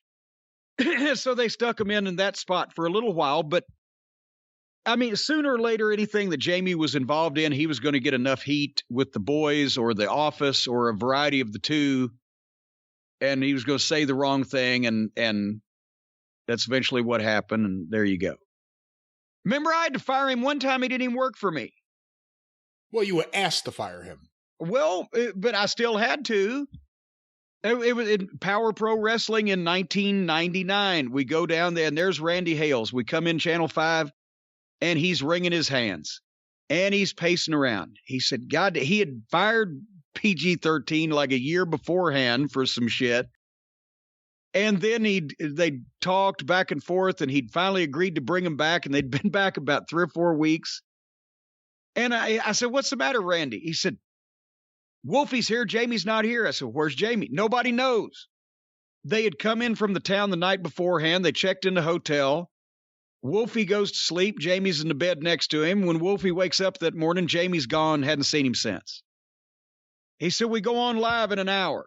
I said, well, he said, what would you do? I said, you just brought him back. You had to let him go for something else. You just brought him back, and it's live TV, and he's supposed to be here right now. If he doesn't come in an appreciable period of time before the live show starts, I'd fire him. That's what I'd do. So I go on about my business. 10 minutes before live TV is supposed to go on the air, Jamie walks in the back, and I see Randy see him. And I see Randy. He goes over, and Jamie's going in, and Randy comes over to me. He says, I need to go talk to Jamie. Would you come with me? I said, yeah. I was like, what the fuck does he think now? Jamie's going to fucking fight him over this and I'm going to be his backup? So we go out in the fucking stairway at the back of Channel 5. I'm standing there and Randy's standing there and there's Jamie. And Randy says, Jamie, Cornette's got something he wants to tell you. I said, Jamie, you're fired. He said, I don't work for you. I said, I know, but you're fired anyway. Right, Randy? Anyway. All right. What was the question? Did John Cena steal his gimmick from PG-13? No, he didn't. All right. Well, we may have stolen a show from the audience this week. But it was petty theft. I'm just distracted because we have breaking news. Oh. This has just been reported. A WWE wrestler has claimed that they may never step foot into a wrestling ring again. Who is that person? A former WWE wrestler? Yes. Superstar Billy Graham. No. Nia Jax. Oh. Has said that she has changed her name. She tweeted she's changed her name back to her real name, Lena Fanine. And she said something to the effect of, because I think somebody brought up that opponent crippler might be a good name for her. And she says, that might be a good name if I ever do decide to wrestle again, but that's highly doubtful. Basically Which is an easy thing to say when no one wants to hire you. I was about to say the one thing we said was the only person of all these releases that there would be absolutely no interest in whatsoever from the independents would be Nia Jax. Although I would like to see her as the injury machine or whatever. That does have some appeal to me when they actually just put it out there like that. But yeah, the quote is highly unlikely she ever wrestles again. All right. Well, with that, on that good news, the drive-thru is closed. Let's get out while we can. Do you hear that? You hear all the women in the business cheering right now? Yes, yes. They're canceling doctor and chiropractor appointments as we speak. Try the veal, and of course you can try the veal this weekend on the Jim Cornette Experience, wherever you find your favorite podcast. Hold on. There we go. And of course, next week, right back here on the Drive-Thru, also where you find your favorite podcast. Don't forget, get classic episodes of The Experience and the Drive-Thru today by becoming a patron. Patreon.com/Cornette. For $5 a month, you get access to the archive going back to the beginning in 2013. Patreon.com/Cornette. Of course, subscribe to the official Jim Cornette YouTube channel. Over 262,000 subscribers, growing each and every day on our march to 1 million. Subscribe today. Check out the videos. If you enjoy this show, if there's an episode or a clip that you want to share, go there and share it with the exclusive Travis Heckel artwork Of course, so many great guest artists also, and everyone loves Travis's stuff. Go check it out right now, the official Jim Cornette YouTube channel. You can follow Jim on Twitter at @TheJimCornette. You can follow me on Twitter at @GreatBrianLast. You can hear me on the 605 Superpodcast at 605pod.com, available wherever you find your favorite podcasts. Don't forget about, forget about Cornette's Collectibles, but JimCornette.com and Cameo. You forgot about what you wasn't supposed to forget about. And what about Cameo? Cameo! It's the Christmas Cameo Chaos. Sunday the 12th. Sunday the 12th. Eastern. JimCornette.com, or I guess just Cameo. Of course, the drive-thru is brought to you by the Law Office of Stephen P. New, 888-692-8084. Say fuck you to unfair arbitration. Get even with Stephen at newlawoffice.com. But until this weekend on The Experience, and next week right back here on the drive-thru, for Jim Cornette, I'm the great Brian Last. Tally-ho!